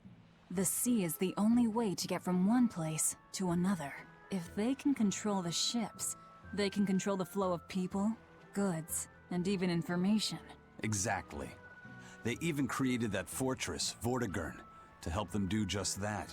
It's restrictive, but it's also necessary. Demons are out at sea too, and exorcists are the only ones who can stand against them. Even still, it rubs me the wrong way. A sea dog obeys nothing but the winds and the waves. Be you sailor or noble, everyone in the world has to obey the rules. It's not a lot of fun, but it's better than dying, right? I don't think that sentiment will go very far in this particular game. Let's talk to this person. Ifrit's crew member says, if you need anything, send a Sylph J, and the Van Eltia will sail to your rescue wherever you may be. We're asking, what if we're inland? Because not a problem, the crew will carry her if we have to. Kind of a nice touch there. So I'm actually gonna go back up north first. I wanna go to each of the green dots just to make sure we talk to them. Just to say that we cleared out this town. There's a little mini game person there, which I think we'll take a look at next time. But we'll acknowledge that there's a yellow icon on the minimap that I have not looked at. So now the game is starting to charge us 75 cat spirits, which is just absurd. And it will continue to get more absurd as we go along. Poor merchant says, no ships have been coming in from Helives. Were they attacked by Ifrit's pirates? Well, not quite. They were definitely attacked. So we'll go ahead and just collect these items. We can take a look at the cats. Whole bunch of cats here. Let's go ahead and descend the stairs and talk to this person. Guy, simply known as Man, says, ugh, I thought I could finally have some fun making wagers, but all forms of gambling have been banned. What a dreadfully stiff world we live in. Young Man replies, well, it's an Abbey's rule, isn't it? You either obey or end up demon chow. I mean, fair enough, if you're not one that has the powers of the exorcists, you're probably in for a bad time. Hello, Storehouse Guard. You watch over the storehouse for the Abbey. Be gone, no one is allowed inside without permission. So I just remembered something, chat. Forgot how I did the quick menu before. I'll re-remember the shortcuts at some point. But we also got a new Blaze site. So this one is actually incredibly good. So before we were getting kind of random stat bonuses as a reminder from the glacites. But now we're getting one that I like to use all the way till the end of the game. So this one's just saying we gain more blast gauge every time we break soul. And that is absolutely worth stacking on equipment. It could get really dumb, chat. To the point where I can get characters like Rokuro in the span of like 4 seconds gaining a whole blast gauge. It's quite unfair when you stack all those bonuses together. So we'll talk to this port merchant. So he's saying, oh, the Van Valvalvi is docked here again. A bunch of odd merchants had it built. You didn't hear it from me, but some say they're actually a bunch of pirates. And he laughs as though wanted outlaws could just sail right into our ports. So I think that's an example of where I think there's a translation issue. I think he's supposed to be talking about the Von Alta we just sailed in upon. So I think that's an oops on the translation. Oh no, I was just thinking, should I be keeping track of the oops translations, chat? Because this game will have a lot of them towards the end, in the skits anyway. I think that's the first time I noticed that particular one. Devolvet thinks to herself, interesting. So acting openly can sometimes draw less attention. That's quite the unexpected blind spot. Talk to the soldiers. Are you traveling to the capital for the ceremony too? If so, you want to take the Danan Highway south to Logres. They blocked off the way north, though, so I don't imagine you'll be able to get lost. So the game is just telling us we're forever gated into following the path, at least for now. The soldier here explains, the Abbey has closed off the north gates. If you want to leave, south is your only option. Crabs are amazing, right? Oh yeah! They're delicious boiled or grilled. Even their innards are yummy. And 5 sets of legs, that's so many! That's all true. But what really makes them amazing is their miraculous ability to regenerate. They can detach their own legs when a predator attacks, which lets them get away. It's called autotomy. And then, not long after they detach their leg, a new one grows from the stump. Really? So you're saying we need to catch lots of crabs, then scare them so they detach their own legs? That's exactly what I'm saying, bro. We can harvest as much as we like. No one's thought of this before. We're geniuses. Huh. I never knew that. I thought only lizards could regrow a lost body part, and only their tails. Lizards. Do you think Dial's tail can grow back? If it does, we could make a killing by selling dial tails. Would they be tasty? No idea. Ugh, no way. Or Dial, we're talking about chopping off more tails. Oh, getting into the crabbing business, it'll do in a pinch. Up. I will consider that a crab pun. Apprentice Merchant says, brothers, let's get rich together and have all the crab we can eat. What do you have to say, townsperson? She says, food is being shipped around normally now. I couldn't imagine such a thing 3 years ago. We really do owe the Exorcist a lot for allowing such a world to exist. That takes a very different meaning for our protagonists. So they're saying the Von Valvi again. Looks like a cruel bunch, but they're very polite and even swab the decks. The rougher sailors out there look to them as an example. So I can't entirely decide if that's the actual name of the ship mistranslated, or if that's just the name they're going under. I'm honestly like 50-50 on that, chat. I'm not quite sure. They're consistent in saying it differently. Saying you're right, but the skipper has a look in his eye that chills the very soul. Hello, townsperson. Nearly 100 ships coming through Port Zexen each day. Looks like the beating heart of an empire. It means that we're the ones running the world, after the Abbey, of course. Have you heard? Marcus and his pirates were taken out by the Royal Navy. So, he even got Marcus's crew now. Of the 4 pirate kings who terrorized Midgand, only Ifrid and his crew remain. Aren't the seas still swarming with pirates? Only small fry that rob small civilian ships on the sly. But the only pirates left that can pick a fight with the Royal Navy and win are Ifrid and his crew. In other words, the only ship left that's truly free is the Von Eltia. For a merchant, you really seem to like these pirates. He may be crooked, but money's not all he's after. If profit was his only desire, he could have made more by selling us out. But that'd be too boring, don't you think? The fun's in making a killing by breaking the rules. You're a funny guy. And that's why Ifrid goes through him whenever we need to dock here. Well, I can't say I've ever met a human like him.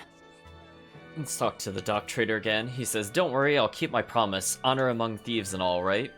Anyone who breaks the rule ends up with nowhere to turn." Well, so far we have places to turn. Hello, port boy. What do you have to say? "The docks are an arena for sailors. Walk too slow and they'll shove you into the water. At least that's what they all shout at me. Just be careful." Poor boy, being bullied by the sailors. What do you have to say, island woman? She says, "Soon I'll be able to see the savior of the world with my own 2 eyes. Oh dear, I feel tears welling up in them already. I hope this is worth the trip from the Southern Isles." Oh, so there's a character visiting from... I think it's called Southgand. I'm not even kidding. I'm pretty sure they call it Southgand. Oh, wait. Wait, it's saying Isle Man. Isn't that a woman, though? I mean, the guy next to her looks like they're also probably from the island.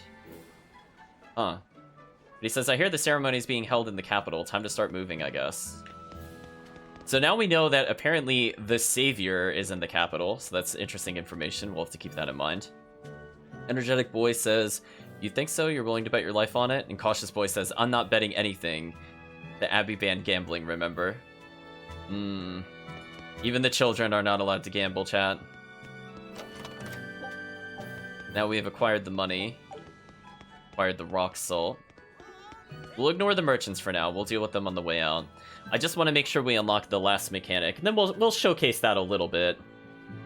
The young man says, "Did you hear the Abbey is building a massive temple to their super powerful god north of Dadan Highway?" No, but now we know. "I want to go take a look, but only the cream of the Abbey are allowed anywhere near it." Young woman replies, "Who would know? Who would have thought the Abbey would be so selfish?" The soldier here explains that Midgand is the center of the Empire, is the home of the Abbey and all of its highest officers. They aren't as loose about enforcing the rules as they are in the country, so tread carefully. So one thing I want to draw your attention to, chat, is that it was very brief, but when we were setting sail, you might have noticed that these guards looked a little different than the guard that was shown in the previous cutscene. So keep in mind that we've seen at least one guard as of this point in the game that was wearing what looked to be a red scarf around their neck. These 2 guards do not happen to have it. We'll just keep that in mind, chat. Like we'll notice that that was a detail that has happened. Maybe there's some significance to it that will be explained later. So let's see. Woman says, "Let's all go see the ceremony. It's been so long since we had a fun event." The man says, "It's been 10 years of darkness since the opening, but now there's a ceremony complete with even plays and musicians. It would be a shame to miss it all." So we know they're having some big celebration. Apparently the savior of the world is going to be there, whatever that means. And looks like they're probably going to be on potentially high alert. We're going to see how the protagonists handle that particular scenario. So I think I found everything that I'm looking for at the moment. So we've talked to everybody here except going back to the Von Eltia. So let's go ahead and do that now to get this out of the way. Eisen told us to come see you. What's all this about a scouting ship? We're going to explore the outer seas. Oh, let me explain. Beyond the reaches of our kingdom lie vast, open oceans we call the outer seas. And you're going to explore them? What for? To make a map of the whole world, of course. A map of the whole world. That's right. Ifrit's pirates have many ambitions, one of which is the creation of a complete map describing the whole world. In fact, the Von Eltias already sailed all the way to the far continent for that very reason. That's amazing. You guys sure dream big. I still don't get it. Yeah, me neither. A map of a bunch of places nobody cares about? Big deal. Well, regardless, if we're going to find anything in the vast waters, we'll need a lot of luck. We'd like to borrow some of yours. And just how do you plan on doing that? I want you to use your gut instincts to tell us where to look. In exchange, the Von Eltia will be at your service.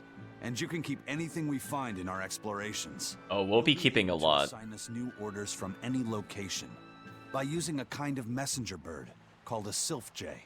Who knows? We might even come across some good treasure. Or maybe some rare food. Or brand new recipes.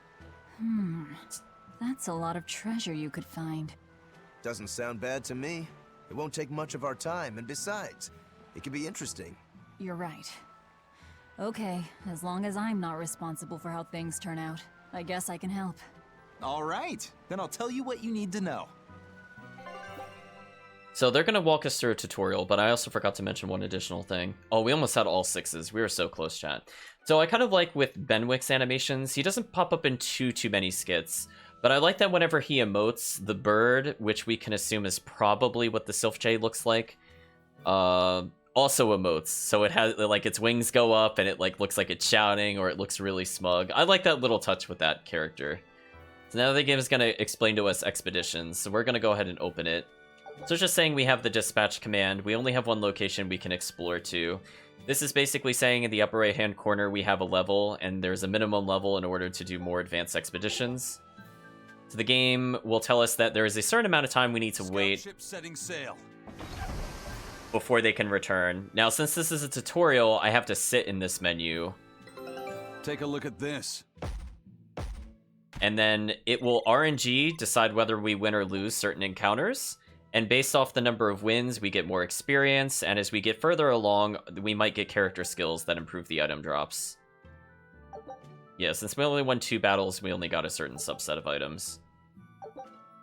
So there's just explaining everything I did there. We're just gonna speed through that. So now normally you could see that this initial travel time is 30 minutes, chat. So now we just wait for news. Who knows what we'll find? A sunken ship full of treasure, maybe? Underwater ruins? Desert islands?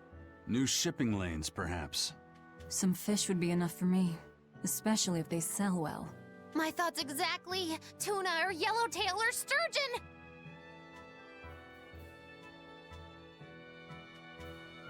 So normally we would have to wait 30-something minutes, chat. And well, you know what? We're just going to take a brief moment to kind of think about it and appreciate that the game, you know, it kind of wants to pad out how quickly we can get items, right, chat? So the reason we also want to do this is not only for items, but it also unlocks a bonus area if we go long enough. So unfortunately for us, I mean, if we're playing through a normal playthrough, it'll take like several hundred of these runs to go through, so you might not even unlock the bonus area until much later into the game. So we're just gonna acknowledge that this wants us to wait 30 minutes, chat, right? Look, chat. oh my, it seems like time has advanced. Because we definitely waited those 30 minutes. And hey, we got a new recipe from that. Fresh fish pirate platter. A plate covered in slices of raw fish made to look like waves on a stormy sea. Why, yes, I would like to explore again. Now, chat, it would be such a shame if we had to wait another 30 minutes. Oh, wait, we didn't. What happened? Oh, I guess it's a bug. Wink. Well, I guess we could go forward. I mean, my computer now says that it's, you know, it according to my computer at the moment, it says it's 1:30, and then oh look, it's now 2:30. What happened? Oh, I guess an hour must have passed. So I must have been streaming for like 5 hours, chat. That's the only explanation. I am definitely not just constantly updating my clock to bypass the timer. I don't know what you're talking about, chat. Yeah, everybody, we must have just blacked out. I mean, we must have been in this menu for a while. So we've discovered a new treasure, and it says a pendant found at the center of a raging windstorm on the, I'm assuming that's Lemon Sea, said to occasionally emit a sound like the howling of a beast. So the treasures are not anything too important, so, sadly. It's mostly just references to other Tales games. So if you don't recognize the items, it's okay. Now, we have learned a skill from doing enough expeditions, and we've unlocked a new area for successfully completing several expeditions. So we could see in this menu, if I hit left and right, we can randomly unlock different materials as well as some special unlocks. So we got one treasure from here. That's what the little gold icon is. But we're going to try to continually get more items. So we're going to have to set sail one more time, chat. And let's see. I mean, right now it's about 2:30, so we just have to wait about half an hour. Oh, a half hour passed, chat. How convenient. Look at that, we're level 2. Oh, chat. This game. So I think what I'm going to do for now is I think the chat understands what is going on for the most part. So we're going to leave it at that. What I want to do is I'm going to walk near the merchants because I just want to verify one thing, that there's no additional cutscenes. I know if I attempt to leave town, I will be into several cutscenes, so I want to make sure not to do that. But I just want to make sure I could go to the merchants. So what I could potentially do off-stream is just continually do that over and over and over to unlock new locations. Or if the chat wants, I could do it on the live stream. This is really the chat's personal opinion. So it seems like I'm not going to fish out any more cutscenes, which is great. I don't want to do so. So I think we're going to leave the rest of it for next time. So we're going to go ahead to the capital city of Logres, where apparently there's a ceremony happening. And maybe we'll see the person that we're looking for there. So let's make another save there. We're going to go ahead and see what that little dancing creature is all about with the party balloons. And from there, we'll see if Velvet is successful in meeting up with her target, or if some other complication is going to arise. So for now, I think it's safe to say this would be a good stopping point.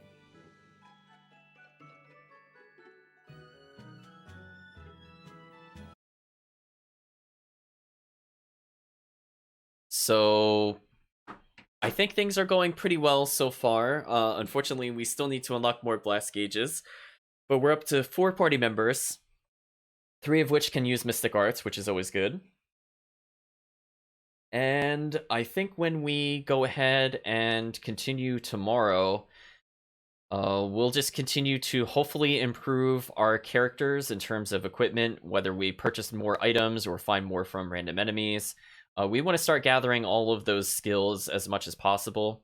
What we might end up doing post-game is we might clean up some of the enemies we didn't get items from. We'll see how the chat feels when we get to that point. I know it's a very long time from now, but I'll just throw it out there. And I think what we'll end up doing is tomorrow will just contain pretty much all the events that happen in Logres and whatever happens afterwards. And hopefully we will see one of the, I would say, more memorable skits in the game coming up. Actually, 2 of the most memorable skits in the game coming up. One involving Magilu and another involving a certain priest in a certain church.